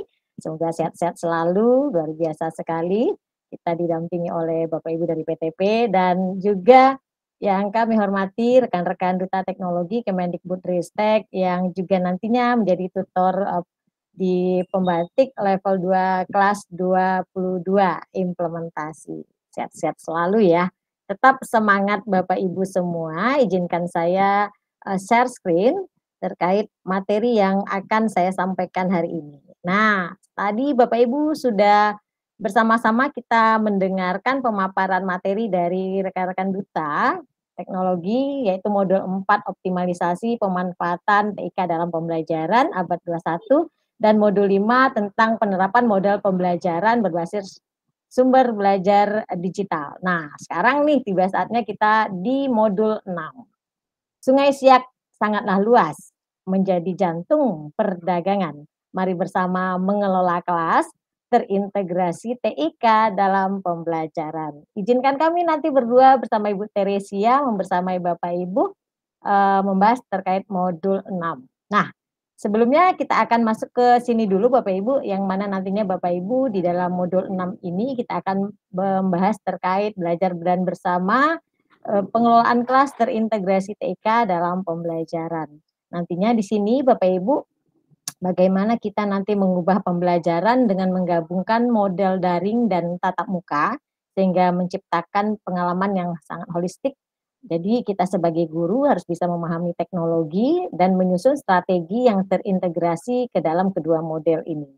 Jadi nantinya Bapak Ibu, walaupun pembelajaran daringnya sangat bermanfaat, jadi tatap muka tetap juga sangat penting dan ada hubungannya dalam personal dan diskusi yang sangat mendalam. Oleh karena itu Bapak Ibu, ayo kita seimbangkan antara kedua-duanya dan nantinya penggunaan teknologi informasi ini, TIK ini seperti presentasi, video konferensi, learning management system adalah kunci dalam pembelajaran campuran nantinya.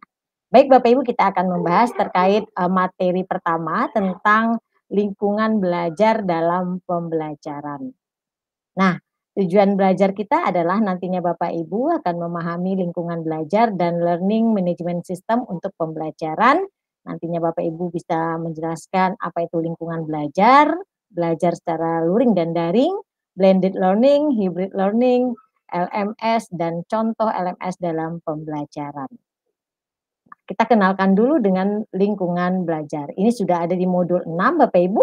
Kita ketahui bersama bahwa belajar itu adalah suatu proses perubahan tingkah laku pada individu diri seseorang melalui interaksi dengan lingkungannya. Dikatakan oleh Dwi Siswoyo juga lingkungan pendidikan itu pada hakikatnya merupakan suatu yang ada di luar dari si individu. Dan Sameto juga mengatakan bahwasanya lingkungan belajar peserta didik itu berpengaruh terhadap prestasi belajar yang terdiri atas lingkungan keluarga, sekolah, dan juga masyarakatnya. Profesor Umar Hamalik juga mengatakan bahwasanya lingkungan belajar adalah suatu yang ada di alam sekitar yang memiliki makna atau pengaruh tertentu kepada individu tersebut. Maka dari itu, lingkungan belajar itu sangat berperan penting dalam proses pendidikan, di mana dalam menciptakannya lingkungan aman, nyaman, dan kondusif akan membantu nantinya peserta didik dalam belajar sehingga dapat mengubah perilaku, mencapai prestasi yang baik, serta meningkatkan kualitas pendidikan pada umumnya. Nah, Bapak Ibu, lingkungan belajar itu kita akan bahas dalam beberapa model. Yang pertama, lingkungan belajar berupa luring. Nah, luring ini berarti tidak ada hubungannya dengan jaringan internet. Jadi tidak memerlukan jaringan internet dalam melakukan pembelajarannya. Jadi interaksinya tatap muka langsung Bapak Ibu. Namun tentu ada kelebihan dan ada juga kekurangannya. Kita akan membahas kelebihannya. Nah, kelebihan kita belajar dengan lingkungan belajar luring atau tatap muka ini, jelas kelas itu bisa kita kontrol secara langsung dengan peserta didik. Nah, dengan menyentuhnya kita bisa, dengan bertatap muka kita bisa secara langsung. Kita dapat memberikan umpan balik secara langsung ke peserta didik kita. Lalu kita akan terlibat dalam konteks sosial dan karya, perilaku kita bisa melihat, bisa langsung menyentuh Bapak Ibu ya. Dan lalu kita terbuka akan praktek secara langsung. Jadi langsung kita bisa melakukan praktek secara nyata, melakukan dalam bentuk keterampilan. Nah, tentu ada kekurangannya. Kekurangannya apabila kita melakukan belajar secara luring, yang jelas biaya tinggi untuk fasilitasnya juga dibutuhkan. Kita datang ke sekolah tentu menggunakan fasilitas berupa kendaraan, berupa gedung untuk menempati belajar gitu Bapak Ibu. Jadi keterbatasan akses sumber belajar juga terbatas. Jika umpamanya di satuan pendidikan itu tidak menggunakan teknologi, hanya 100% tatap muka, maka keterbatasan sumber belajar itu hanyalah bersumber dari unsur cetak saja. Kita tidak bisa berselancar dengan jaringan internet dan mengetahui perkembangan di dunia luar. Berikut juga akan adanya keterbatasan dalam fleksibilitas waktu dan tempat. Tentunya akan dijadwalkan secara rutin jam berapa, tanggal berapa, harinya hari apa, lalu fleksibilitas waktu juga begitu. Jadi agak sedikit kaku pada saat pembelajaran tatap muka ini. Karena memang harus diikuti waktunya sesuai dengan apa yang dijadwalkan. Dan yang terakhir tentu kekurangannya adalah interaksinya terbatas dalam lingkup kelas. Jadi kekurangannya kita berinteraksi itu terbatas dalam kelas. Nah, kita bandingkan dengan lingkungan belajar daring Bapak Ibu. Jadi lingkungan belajar daring ini adalah lingkungan yang memiliki daya dukung kegiatan belajar untuk melakukan kegiatan tatap muka dengan menggunakan konektivitas atau jaringan internet dan platform teknologi yang mendukung. Nah, tentunya ini Bapak Ibu sudah mengalaminya, menjalankannya pada saat masa-masa COVID yang lalu. Pertama kita menghadapi kondisi COVID, kita diminta untuk keluar dari zona nyaman untuk melakukan pembelajaran daring. Ini Bapak Ibu bisa tidak bisa kita harus bisa melakukan. Dan terjadilah suatu lompatan besar kepada pendidik se-Indonesia untuk melakukan pembelajaran daring. Nah, tentu ada kelebihan dan kekurangannya juga Bapak Ibu. Untuk kelebihannya yang kita lihat dalam lingkungan belajar daring ini adalah lingkungan belajar daring ini merupakan suatu alternatif tanpa membutuhkan kehadiran fisik. Nah, kita berada dalam tatap maya saat ini kita mencobanya langsung Bapak Ibu berada di berbagai provinsi yang berbeda. Kami pun sebagai tutor berada di provinsi yang berbeda, kita bisa bertatap maya. Kita dapat menyampaikan pesan, kita dapat belajar dan berbagi bersama di sini tanpa mengeluarkan biaya yang besar Bapak Ibu. Lalu Bapak Ibu, kelebihannya lagi mendorong kemandirian dan interaksi jarak jauh. Kita mandiri di sini. Bapak Ibu yang umpamanya tadinya tidak bisa memahami bagaimana menggunakan Google Meet, bagaimana membuka kelasnya, bagaimana bergabung di Google Chat, Bapak Ibu didorong untuk mandiri. Ini bagaimana ya caranya ya? Kalau tidak tahu mungkin bisa lihat sumber belajar yang lain di internet atau di YouTube atau dimanapun itu. Dan interaksinya tentu jarak jauh. Nah, sampai saat ini kita pun sedang berkomunikasi jarak jauh. Bapak Ibu berada di berbagai provinsi, kita juga berada di berbagai provinsi yang berbeda, kita berinteraksi jarak jauh di sini Bapak Ibu. Berikut kelebihan selanjutnya adalah sumber belajarnya itu sangat berlimpah Bapak Ibu, dan TIK-nya itu intensif. Jadi Bapak Ibu dengan pembelajaran daring ini kita sebagai guru, peserta didik juga begitu, memiliki sumber belajar yang sangat melimpah. Jika di satuan pendidikan itu membolehkan peserta didik yang membawa smartphone atau menggunakan perangkat Chromebook atau perangkat TIK lainnya, mungkin mereka akan bisa mencari sumber belajar yang luas tanpa batas untuk memecahkan suatu masalah-masalah yang ada Bapak Ibu. Lalu kelebihan selanjutnya adalah penilaian dan evaluasinya dapat lebih efisien secara digital. Nah, kita bisa lihat sendiri pada saat kita flashback kemarin di zaman COVID, kita melakukan pembelajaran, asesmen kita lakukan secara daring menggunakan salah satunya Google Form. Nah, penilaian dan evaluasi refleksi kita bisa lakukan dari rumah si guru kepada anak-anak didik kita di rumah masing-masing. Atau saat ini pun Bapak Ibu selaku peserta pembatik level 2 juga bisa melakukan free test jarak jauh, penilaian nantinya dan evaluasi dari jarak jauh. Tanpa minta berkumpul ribuan peserta pembatik level 2 di suatu tempat gitu. Itulah kelebihannya. Tentu juga ada kekurangan. Jika kita mau berbicara kelebihan, tentu juga ada kekurangan dalam pembelajaran daring ini. Yang pertama adalah terhambatnya apabila adalah kendala internet atau akses ke perangkat. Nah, kita sangat memaklumi bahwa kita adalah Indonesia, tidak semuanya memiliki jaringan internet yang baik, tapi semoga ke depan Bapak Ibu infrastruktur, fasilitas jaringan internet dan perangkat-perangkat lainnya semoga kita menjadi lebih kuat lagi dan semakin ditambahkan lagi Bapak Ibu. Nah, ini yang terkendala. Jadi seperti saat ini kita mengadakan pertemuan dengan Bapak Ibu, kita menggunakan Google Meeting sehingga kita ada saja kendala yang terjadi, ada yang terlempar, ada yang jaringannya down atau turun. Nah, itulah kendala-kendala dalam melakukan lingkungan belajar secara daring. Nah, lalu bagaimana nanti cara mengatasinya? Mungkin kita sendiri yang bisa memahami Bapak Ibu, tentu kita daerah kita masing-masing memiliki kekuatan tempat internet yang baik, maka Bapak Ibu memiliki alternatif nih kira-kira kalau umpamanya di sekolahnya baik jaringan internet, mungkin Bapak Ibu melakukan pembelajaran di sekolah saja dulu, atau kalau umpamanya di rumah lebih baik, mungkin Bapak Ibu bisa menyaksikan di rumah. Jadi Bapak Ibu yang paham dengan keadaan kondisi lingkungan belajar Bapak Ibu. Nah, ya kekurangan kedua adalah kurangnya bimbingan langsung dari guru untuk mengarahkan. Memang kita jarak jauh Bapak Ibu sebagai peserta dan peserta didik kita pun juga begitu. Pada saat pembelajaran secara daring, tentu tidak semaksimal kita melakukan tatap muka. Banyak keluhan, wah kalau pembelajaran tatap muka anak jangankan tatap maya, tatap muka saja tidak paham, apalagi tatap muka gitu ya. Nah, itu kendala-kendalanya. Jadi kurangnya bimbingan Bapak Ibu langsung terhadap peserta didik. Nah, dan untuk mengarahkannya pun juga terbatas di sini Bapak Ibu. Berikut kekurangan selanjutnya adalah sulitnya memantau perkembangan karakter dan perilaku. Betul sekali Bapak Ibu. Jadi dalam pembelajaran daring sehebat apapun itu, secanggih apapun itu, pembelajaran daringnya tetap karakter dan perilaku sulit kita pantau Bapak Ibu secara langsung. Nah, berikut yang terakhir adalah kendala fasilitas saat pembelajaran praktikum. Nah, di praktikum tentunya Bapak Ibu kita sangat terkendala kalau kita pembelajaran daring.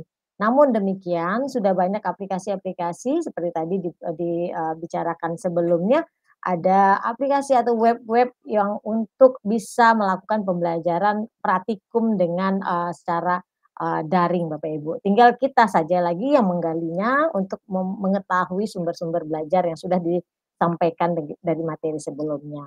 Nah, selain itu juga ada namanya blended learning Bapak Ibu, campuran. Di sini nantinya metodenya adalah menggabungkan antara pembelajaran tatap muka di kelas dengan pembelajaran daring.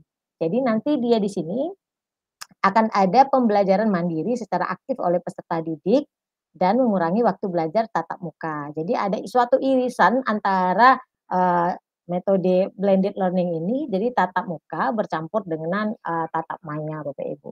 Jadi komponen utamanya adalah pembelajaran daring ada, pembelajaran tatap mukanya ada, dan pembelajaran mandiri terjadi di situ. Jadi campuran Bapak Ibu, sehingga waktu dalam belajar itu nantinya lebih efektif lagi. Nah, ini adalah tipe blended learning.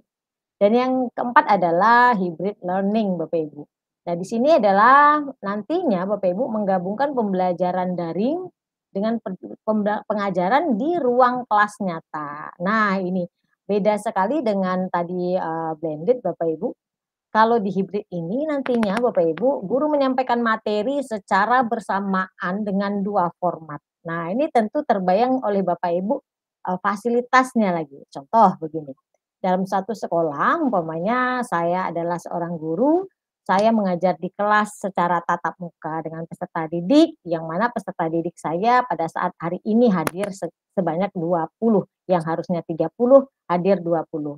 Maka saya melakukan pembelajaran tatap muka dengan peserta didik saya dengan 20 orang, namun yang 10 itu bisa mengikuti juga secara tatap maya, menggunakan fasilitas-fasilitas teknologi yang ada. Apakah nanti akan saya buka fasilitas pertemuan seperti Google Meet gitu Bapak Ibu ya. Jadi pembelajarannya langsung jalan sekali dua, tatap maya dan tatap muka dengan 2 format yang serentak.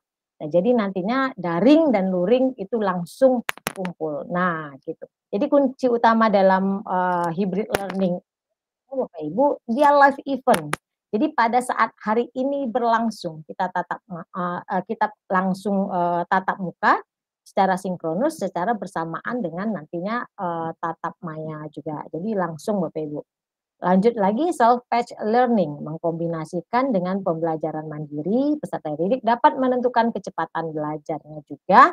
Lalu ada kolaborasinya, kolaborasi pendidik dan peserta didik nantinya, serta bisa juga berkolaborasi antar peserta didik lainnya. Tentu ada asesmennya juga kuncinya, yaitu pendidik dapat meracik kombinasi jenis asesmen daring dan luring yang fleksibel yang dapat diakses secara leluasa. Nah, lalu performance support materialnya. Jadi harus disupport dengan materialnya Bapak Ibu. Pendidik dan sekolahnya memastikan bahwa sumber daya untuk belajar itu sesuai dengan standar yang mudah diakses.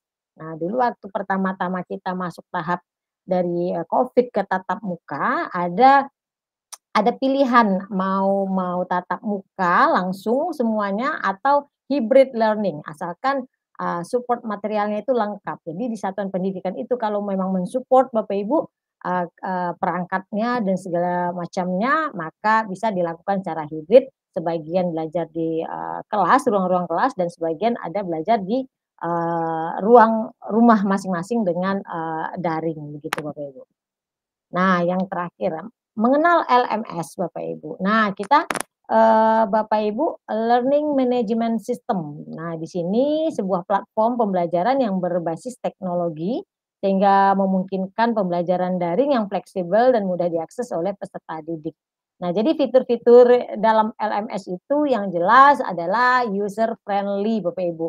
Menampilkan halaman antarmukanya itu yang menarik dan mudah digunakan. Jadi tombol-tombol yang disediakan itu tidak membingungkan. Jadi kalau Bapak Ibu yang mungkin dari tahap basic dasar ya Bapak Ibu gampang, tidak bingung kembalinya lagi kemana, terus selanjutnya lagi kemana, tombol-tombolnya jelas. Jadi user friendly Bapak Ibu.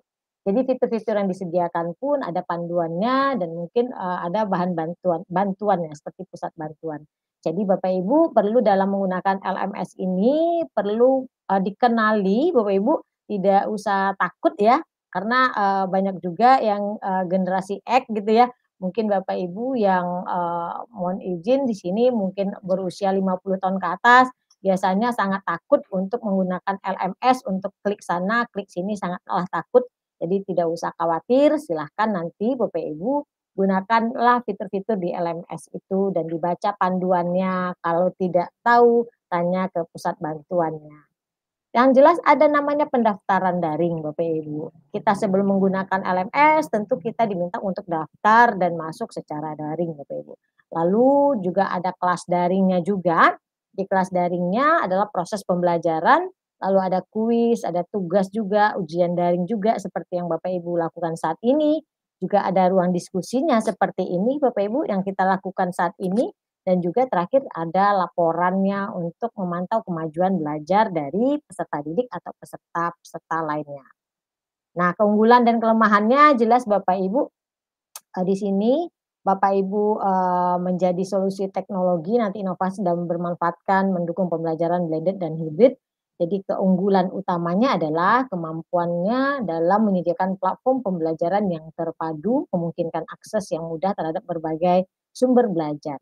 Nah, kelebihan LMS juga Bapak Ibu bisa amati merupakan suatu alternatif pembelajaran Bapak Ibu, memudahkan dalam mengelola kelas daring apalagi yang banyak ribuan Bapak Ibu, mudah dalam mengumpulkan dan menganalisis hasil juga, mudah untuk mencari dan mengatur materi pembelajaran, waktu pembelajaran efisien, media pembelajarannya pun kaya dan banyak Bapak Ibu, mendorong kita atau siswa mandiri dalam mengimplementasikan TIK sehingga kita terpacu untuk menggunakan TIK nantinya. Lalu kontennya terdokumentasi secara rapi Bapak Ibu, interaksi secara daring dan berlangsung secara mudah. Tentu kekurangannya ada Bapak Ibu. Kekurangan dari LMS ini yaitu membutuhkan kuota data. Sepertinya Bapak Ibu karena kita menggunakan jaringan internet. koneksivitas jaringan yang server yang harus memadai dan stabil, membutuhkan perangkat untuk mengakses LMS ya, tidak hanya smartphone saja, namun terkadang kita menggunakan perangkat seperti Chromebook atau komputer atau laptop dan sebagainya. Jadi kekurangannya juga kurang dapat menerapkan interaksi langsung dalam kelas, lebih sulit memantau perilaku benar, terus penggunaan LMS perlu keahlian khusus yang perlu dilatihkan. Nah, perlu suatu pembiasaan. Nah, kita akan kenali sedikit contoh aplikasi LMS Bapak Ibu. Yang kita kenal Bapak Ibu merupakan LMS ini perangkat lunak yang digunakan secara administrasi, pendokumentasian, pelaporan, belajar daring, termasuklah e-learning dan materi pelatihan. Nah, di sini memungkinkan pembuatan dan pengelolaan materi pembelajaran berbasis web serta pengelolaan kegiatan pembelajaran dan hasil-hasilnya. Kita akan lihat contoh-contohnya. Ini Google Classroom, Bapak Ibu. Nah, pasti Bapak Ibu tidak canggung lagi dengan yang namanya Google Classroom, salah satu aplikasi Google Workspace for Education yang membantu kita untuk mudah dalam pembelajaran berbasis teknologi elektronik, Bapak Ibu.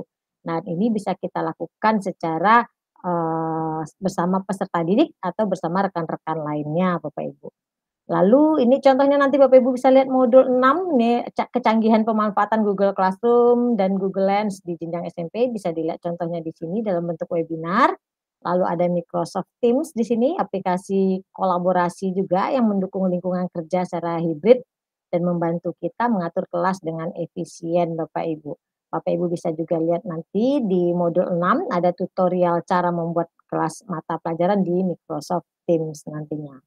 Dan ini ada Moodle. Nah, ini Bapak Ibu, Moodle ini nantinya Bapak Ibu perangkat lunak e-learning yang berbasis situs web, digunakan dalam konteks kegiatan belajar mengajar. Nah, jadi Moodle ini sudah diterapkan dalam aplikasi awan penggerak, Bapak Ibu. Jadi di Kemendikbudristek untuk menjangkau peningkatan kompetensi guru yang berada di daerah 3T atau susah sinyal, maka Kemendikbudristek membuatlah suatu aplikasi awan penggerak yang nantinya akan diinstal di laptop Bapak Ibu dengan menggunakan sistem model ini, Bapak Ibu. Jadi Bapak Ibu tidak bisa semua peserta tidak semua guru atau pendidik yang bisa mengakses ini, karena yang bisa melihat tampilan model awan penggerak ini hanyalah guru-guru yang terdata daerah susah sinyal atau 3T atau terkendala internet, Bapak Ibu. Lalu Bapak Ibu bisa lihat di sini tutorial dan prakteknya, banyak jenis-jenis model yang bisa diterapkan, Bapak Ibu. Dan terakhir Canvas. Nah, nih Canvas ini merupakan suatu bentuk learning management systemnya untuk mengelola dan menyampaikan pembelajaran platform secara daring. Nah, Bapak Ibu yang termasuk dalam calon guru penggerak dapat mengakses ini di platform Merdeka Mengajar dalam bentuk tampilannya mungkin tidak canggung lagi ya, tampilan di PMM membuka LMS-nya dalam bentuk tampilan kanvas. Dan juga dari Bapak Ibu yang mengikuti PKG PJOK bisa mengakses LMS-nya di platform Merdeka Mengajar, itu adalah sistem yang dipakai LMS-nya berbentuk kanvas, Bapak Ibu. Jadi Bapak Ibu, itulah sajian dari kami terkait bagaimana nantinya Bapak Ibu mengelola kelas terintegrasi TIK dalam pembelajaran. Selanjutnya akan dilanjutkan oleh rekan kami. Jika hendak membakar ubi, masaklah dengan api yang membara. Berikut kita saksikan pergantian materi yang akan disampaikan oleh Ibu Teresia. Silakan Ibu Teresia. Wah, luar biasa sekali. Terima kasih Ibu Sri. Baik, Bapak dan Ibu peserta pembatik level 2, kelas 22, masih semangat semua ya Bapak Ibu? Nah, izinkan saya melanjutkan pemaparan modul 6 KB2 mengenai pengelolaan kelas terintegrasi TIK untuk pembelajaran kolaborasi berpusat pada peserta didik. Saya share screen dulu.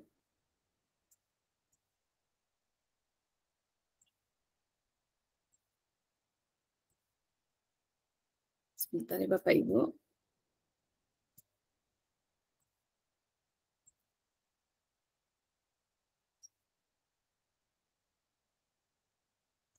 Ya, sambil menunggu mungkin Bapak Ibu bisa menyiapkan nanti pertanyaan-pertanyaan yang akan dimasukkan di Google Chat-nya ya Bapak Ibu. supaya nanti kita dapat berinteraksi secara langsung di kelas implementasi 22 seperti yang disampaikan oleh moderator kita tadi.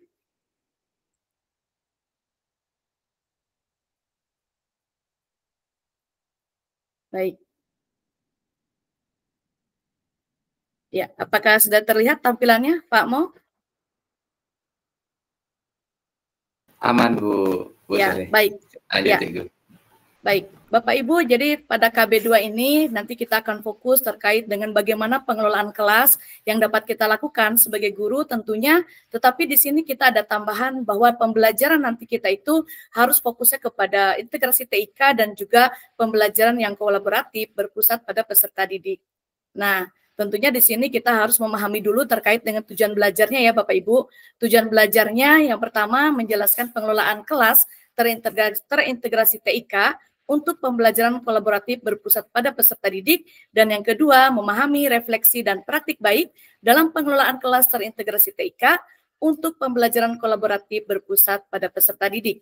Sedangkan untuk indikator kompetensinya tentang terkait dengan penerapan pengelolaan kelas terintegrasi TIK untuk pembelajaran kolaboratif berpusat pada peserta didik, serta menyusun refleksi dan praktik baik dalam pengelolaan kelas terintegrasi TIK.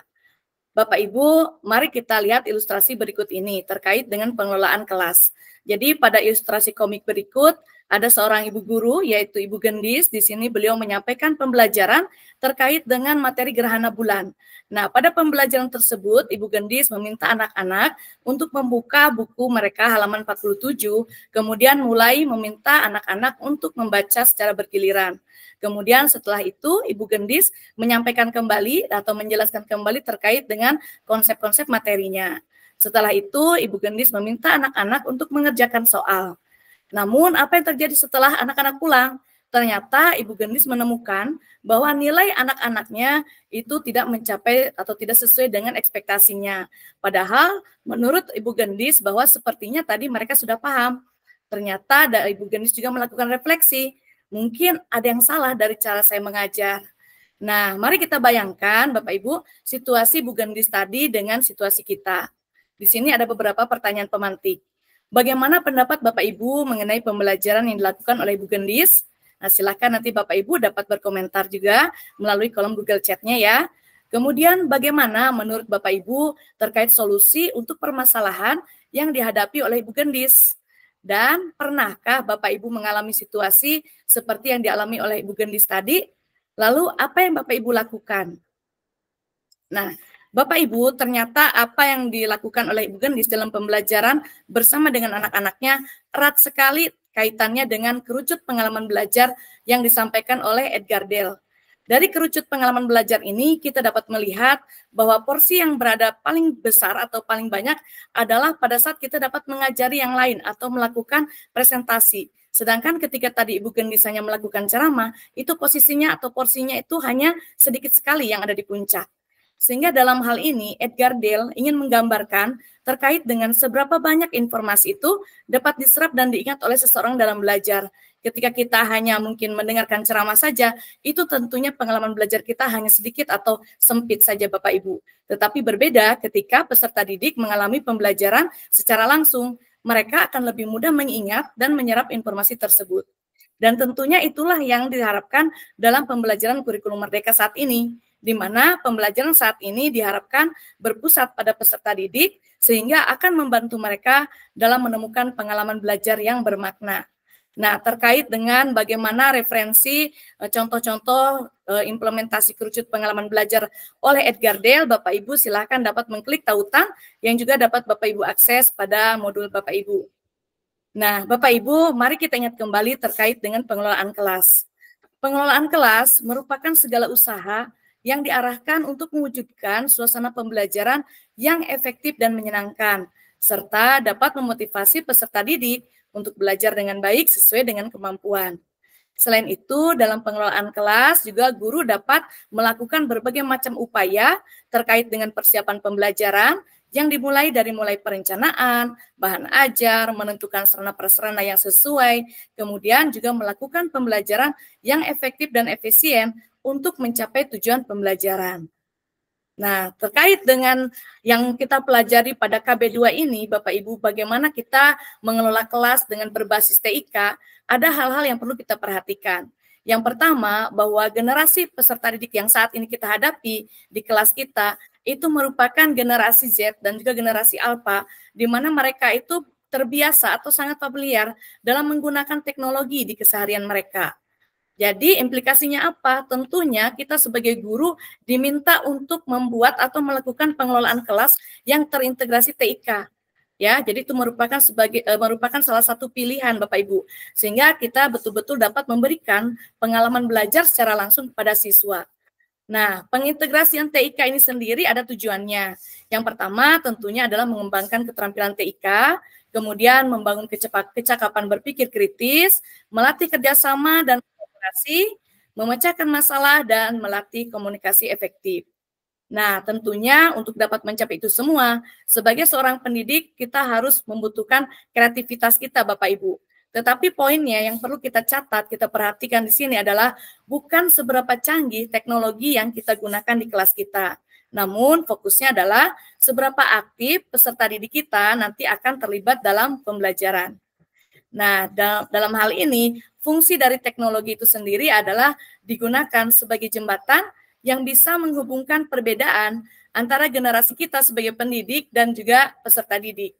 Nah, tentunya ketika kita memberikan hal-hal yang peserta didik sukai, contohnya tadi itu ada model pembelajaran game-based learning, mereka akan lebih senang dan nyaman dalam pembelajaran. Nah, Bapak Ibu, kalau tadi disajikan terkait dengan model-model pembelajaran, maka di sini ada beberapa metode yang juga dapat Bapak Ibu gunakan untuk menyelenggarakan pembelajaran yang terintegrasi TIK. Di sini ada 4, silakan nanti Bapak dan Ibu dapat mengklik tautannya untuk mempelajari bagaimana masing-masing dari metode ini dapat diterapkan. Yang pertama adalah resource-based learning. Jadi ini pembelajaran berbasis kepada sumber belajar. Kemudian yang kedua, case atau problem-based learning, di mana nanti Bapak dan Ibu tadi sudah menyimak juga dari paparan modul sebelumnya terkait dengan pembelajaran berbasis masalah. Kemudian yang ketiga, simulation-based learning, ini jadi nanti mereka melakukan sejumlah praktikum atau simulasi. Dan yang keempat adalah collaborative-based learning, di mana di sini sangat familiar ya, karena tadi kita mengharapkan adanya unsur kerjasama atau kolaborasi antar peserta didik. Nah, Bapak Ibu, terkait dengan pengelolaan kelas ini juga sebenarnya sudah termuat dalam standar proses. Di sini dalam Permendikbudristek nomor 16 tahun 2022, Bapak Ibu. Nah, mulai dari perencanaan pembelajarannya, kemudian pelaksanaan pembelajaran, dan penilaian proses pembelajaran. Bahwa ketika kita melakukan pengelolaan kelasnya, itu terkait dengan penggunaan sumber daya TIK dalam pembelajaran memang membutuhkan atau memerlukan perencanaan yang sangat matang. Mungkin mulai dari kita merumuskan capaian pembelajaran, kemudian tujuan pembelajarannya, begitu Bapak Ibu ya, agar nanti kita dapat menentukan sumber daya TIK apa yang akan kita gunakan untuk menunjang pembelajaran tersebut. Jadi betul-betul harus direncanakan dengan matang Bapak Ibu. Kemudian kita juga merencanakan pengelolaan kelas terintegrasi TIK, itu penting sehingga dapat menciptakan suasana pembelajaran yang interaktif, inspiratif, menyenangkan, menantang, memotivasi peserta didik untuk berpartisipasi aktif, dan memberikan ruang untuk prakarsa, kreativitas, dan kemandirian.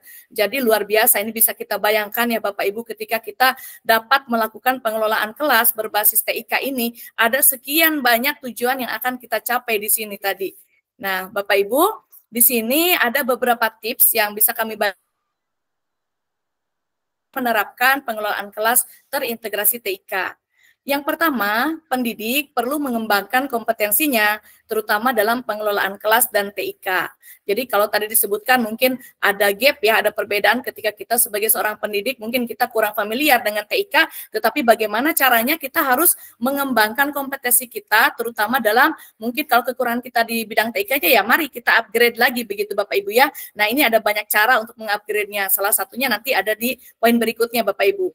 Yang kedua, pendidik perlu fleksibel dan siap dalam mengadaptasi berbagai perubahan teknologi yang terjadi. Mungkin pada masa-masa saya awal 2005 menjadi guru, itu teknologinya tidak sepesat sekarang. Jadi tentunya dari tiap tahun itu kita harus melakukan adaptasi Bapak Ibu ya terhadap perubahan teknologi yang terjadi. Nah, kemudian yang ketiga, cobalah melibatkan peserta didik dalam pemilihan dan penggunaan TIK. Nah, di sini penting sekali tentunya Bapak Ibu kita melakukan yang namanya asesmen awal pembelajaran untuk kita juga dapat mengetahui terkait dengan kemampuan awal mereka terkait penggunaan TIK-nya misalnya begitu. Sehingga nanti kita dapat melibatkan mereka juga untuk memilih dan menggunakan TIK yang sesuai. Kemudian yang keempat, tipsnya adalah kita melakukan umpan balik, refleksi, dan evaluasi. Yang hal ini memang sangat perlu dilakukan ya Bapak Ibu di dalam setiap proses pembelajaran. Kemudian tips yang kelima, kita dapat melakukan kolaborasi dengan rekan guru dan pihak terkait yang dapat membantu kita untuk mengatasi berbagai permasalahan dalam penggunaan alat TIK.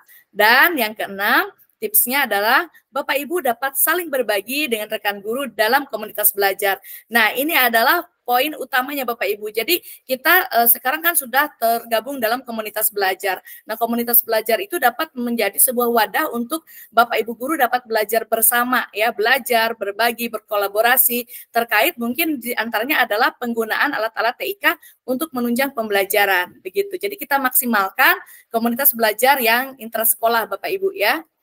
Kemudian di sini ada langkah-langkah pengelolaan kelas terintegrasi TIK untuk pembelajaran kolaboratif yang berpusat pada peserta didik. Langkah yang pertama, kita mengidentifikasi dulu situasi awal lingkungan belajar. Nah, dalam tahap identifikasi ini, Bapak Ibu dapat merancang instrumen yang tadi saya sebutkan seperti instrumen asesmen awal pembelajaran, baik itu yang diagnosis kognitif ataupun yang non-kognitif. Kemudian yang kedua, kita dapat meningkatkan kompetensi profesional penggunaan TIK dalam pembelajaran. Kemudian langkah yang ketiganya adalah kita dapat memilih platform pembelajaran yang sesuai. Tadi dari paparan modul sebelumnya juga sudah disampaikan bahwa saat ini Bapak dan Ibu sudah sangat terbantu ya dengan adanya berbagai platform pembelajaran yang dapat kita gunakan untuk menunjang pembelajaran berbasis digital atau berbasis TIK. Apalagi dengan adanya akun belajar ID Bapak Ibu, itu juga dapat menjadi pintu ya atau kunci yang dapat membuka pintu menuju ke platform pembelajaran seperti Quizzes, Canva, dan lain sebagainya. Kemudian langkah yang keempat adalah kita menggunakan pendekatan pembelajaran berbasis proyek atau model pembelajaran lain yang memfokuskan pada kolaborasi siswa. Ayo Bapak Ibu masih ingat tadi yang disampaikan di KB1? Coba Bapak Ibu tuliskan di Google Chat ya, tadi ada model pembelajaran apa saja selain model pembelajaran berbasis proyek yang dapat Bapak Ibu lakukan atau terapkan untuk memfokuskan kolaborasi siswa. Ayo Bapak Ibu silakan tuliskan ya. Kemudian langkah yang kelima, minta umpan balik siswa atas pembelajaran yang dilakukan. Kemudian kita juga dapat melakukan refleksi dan mengajak siswa untuk melakukan evaluasi, terutama dalam penggunaan TIK dan juga kolaborasinya. Nah, ini juga sangat penting dilakukan ya Bapak Ibu, karena dengan adanya umpan balik, refleksi, dan evaluasi, kita dapat memperbaiki pembelajaran kita sehingga menjadi lebih efektif dan efisien.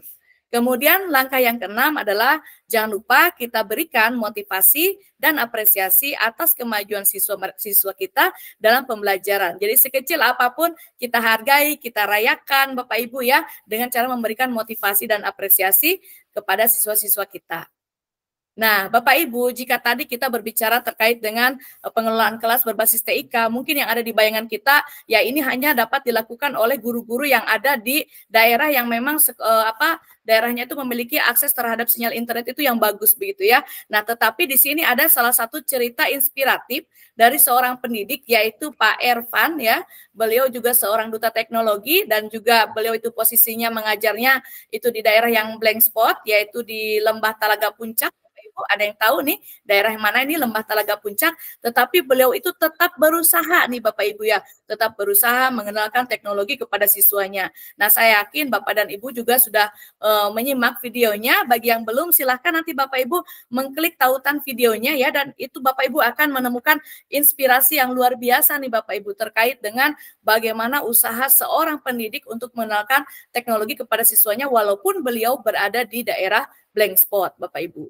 Nah, kemudian berikutnya terkait tadi ya, saya menyebutkan penting sekali kita melakukan yang namanya refleksi pembelajaran.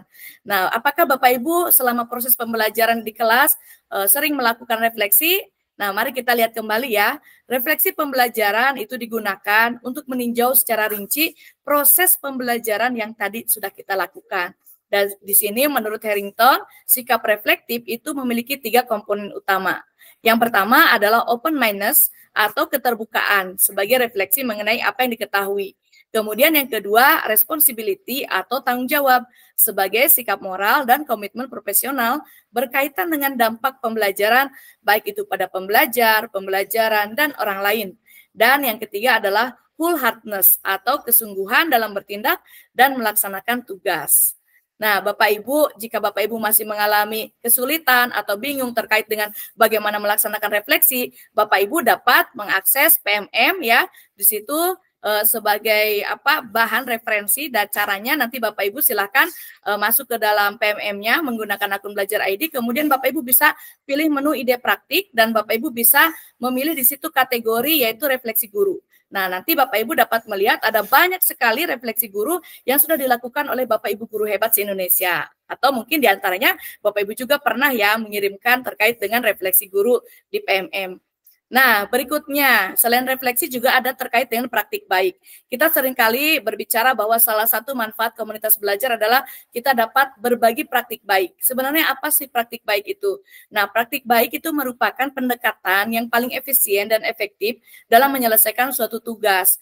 Nah, pendekatan ini juga didasarkan pada prosedur yang telah terbukti berhasil dan dapat diulang. Dapat diulang itu jadi bukan satu kali habis, tetapi dia mungkin ada keberlanjutannya begitu Bapak Ibu ya. Nah, praktik baik juga terbukti memberikan hasil terbaik bagi banyak orang dalam jangka waktu yang signifikan. Jadi kalau misalnya praktik baik ini terjadi di saya, di sekolah saya dengan situasi dan karakteristik peserta didik dan lingkungan belajar yang saya seperti itu, mungkin juga dapat berhasil di tempat Bapak Ibu. Tetapi mungkin juga kurang berhasil ya, karena tadi ada perbedaan-perbedaan itu. Tetapi ini juga praktik baik ini terbukti dapat memberikan inspirasi begitu Bapak Ibu kepada Bapak Ibu guru yang lain dalam melakukan praktik-praktik pembelajaran begitu. Nah, Bapak Ibu juga mungkin ya ketika mencari sumber belajar begitu pernah mengalami situasi seperti ini. Misalnya ketika Bapak Ibu membuka YouTube, ya memang di sana ada banyak sumber belajar tetapi mungkin juga kurang relevan ya dengan situasi yang kita hadapi di sekolah. Atau bahkan ketika kita ingin mencari inspirasi ya di internet begitu di browser kita, itu kontennya itu panjang sekali sampai waktu kita habis ya dan bahkan kita belum menemukan apa yang kita cari sebetulnya. Apakah pernah Bapak Ibu mengalami situasi seperti ini? Nah, kalau pernah, silakan nanti disimak baik-baik ya, karena akan ada tipsnya nih Bapak Ibu kalau kita mengalami situasi seperti ini. Nah, ini dia tipsnya Bapak Ibu ya. Tidak lain dan tidak bukan adalah di platform Merdeka Mengajar. Jadi di situ ada menu yaitu bukti karya. Nah, Bapak Ibu nanti bisa melihat ya, bahkan Bapak Ibu juga bisa membagikan karyanya Bapak Ibu. Nah, kemudian kita dapat melihat menunya atau kategorinya di situ adalah praktik baik dan Bapak Ibu tentunya dapat menemukan berbagai macam ide praktik yang sangat bermanfaat Bapak Ibu ya. Jadi seperti ini tipsnya. Nah, ada juga praktik baik yang dibuat dengan metode STAR. Pasti Bapak Ibu juga sudah sangat familiar nih dengan metode STAR ya, yaitu situasi, tantangan, aksi, refleksi hasil, dan dampak. Kemudian nanti Bapak Ibu di modul sudah tersedia tautan ya yang dapat Bapak dan Ibu gunakan atau diklik langsung untuk melihat referensi terkait contoh jurnal praktik baik yang dibuat dengan menggunakan metode STAR dan juga ada salah satu video praktik baik yang dibuat dengan menggunakan metode STAR. Wah, luar biasa nih Bapak Ibu, apalagi praktik baiknya ini terkait dengan gamifikasi ya. Jadi tadi kita berbicara tentang game based learning, ini nih contoh nyatanya nih Bapak Ibu yang sudah dibuat videonya oleh Pak Ardi Nurwijaya. Beliau juga adalah seorang duta teknologi nih Bapak Ibu. Jadi silakan nanti pasti Bapak Ibu akan mendapatkan banyak inspirasi setelah menyimak video praktik baik ini. Nah, Bapak Ibu, jadi terima kasih yang bisa saya sampaikan atas kebersamaan kita, terutama dari kami tadi terkait modul 6, Bapak Ibu dari Ibu Sri dan juga saya sendiri, KB1 dan KB2, dan ini adalah para tim penyusun modul 6-nya, dan dengan demikian saya akhiri paparan ini, kemudian saya ingin memberikan pantun nih untuk Bapak Ibu ya. Jalan-jalan ke kota Kediri, cakep, oleh-olehnya. Presentasi ini saya akhiri. Terima kasih untuk perhatiannya. Oke, saya kembalikan pada Pak Mos sebagai moderator. Terima kasih. Terima kasih banyak Ibu duo Sri Rahayu, Ibu Sri Rahayu Ningsih dan juga Ibu Teresia Sri Rahayu untuk pemaparannya yang luar biasa. Tentunya Bapak Ibu peserta pembatik 2024 banyak banget dapetin insight-insight baru terkait dengan materi kita yang ada di level 2 ini. Nah, Bapak Ibu, saya berharap dari apa yang disampaikan oleh keempat tutor hebat kita dari Duta Teknologi Kemendikbudristek tadi, kami berharap akan banyak sekali hal-hal baru, penyegaran-penyegaran yang nantinya itu akan menjadi dasar bagi Bapak Ibu peserta pembatik 2024 level 2 implementasi ini dalam mengimplementasikan pastinya pembelajaran berbasis TIK di kelasnya masing-masing. Saya yakin ada begitu banyak hal yang masih ingin Bapak Ibu tanyakan terkait materi modul 4, 5, dan 6 ini. Oleh karena itu, Bapak Ibu bisa langsung menuliskan pertanyaan di Google Chat kelas 22. Nanti segenap tim tutor akan membantu untuk menjawabnya tentu melalui diskusi bersama. Baik Bapak Ibu, alhamdulillah rangkaian sinkronus hari ini telah terlaksana dengan lancar. Harapannya dapat menginspirasi Bapak Ibu dalam belajar materi level 2 maupun mempersiapkan diri untuk mengerjakan tugas akhir level 2 implementasi. Oleh karena itu, agar proses belajar Bapak Ibu lebih bermakna lagi, kami berharap Bapak Ibu peserta pembatik 2002 level 4 kelas implementasi 22 dapat mengakses materi belajar di laman pembatik level 2. Selain itu, kami juga berharap Bapak Ibu membaca dan memahami ketentuan tugas akhir pembatik level 2 yang ada di sana. Tidak terasa ya Bapak Ibu, kita sudah sampai di akhir acara. Segala bentuk partisipasi Bapak Ibu tutor kelas, dari PTP maupun dari Duta Teknologi, dan juga Bapak Ibu peserta pembatik 2024 level 2 kelas implementasi 22 dalam sesi sinkronus hari ini, kami memberikan apresiasi yang sepenuhnya. Terima kasih untuk semua partisipasinya. Mari terus semangat belajar, berbagi, dan berkarya. Mohon diingat bagi Bapak Ibu peserta bahwa untuk saluran komunikasi antara peserta dengan tutor kelas ada di Google Chat kelas implementasi 22. Jadi harapannya Bapak Ibu bisa langsung melewatkan seoptimal mungkin demi kelancaran proses belajar Bapak Ibu selama level 2 ini. Semoga tambahan ilmu yang didapatkan hari ini berkah dan bermanfaat untuk kita semua. Saya Sudomo selaku moderator mewakili segenap tim yang bertugas mohon pamit undur diri. Mohon maaf jika ada salah kata serta kekurangan selama kegiatan. Izin menutup dengan sebuah pantun ya. Indonesia memang penuh pesona, bikin betah dan ingin menetap. Jika ingin belajar level 2 lebih bermakna, diskusi di Google Chat dijamin mantap. Sampai jumpa di sesi sinkronus selanjutnya Bapak Ibu. Terima kasih. Wabillahi taufiq wal hidayah. Wassalamualaikum warahmatullahi wabarakatuh. Sesi sinkronus kita akhiri Bapak Ibu. Sekian dari kami. Terima kasih.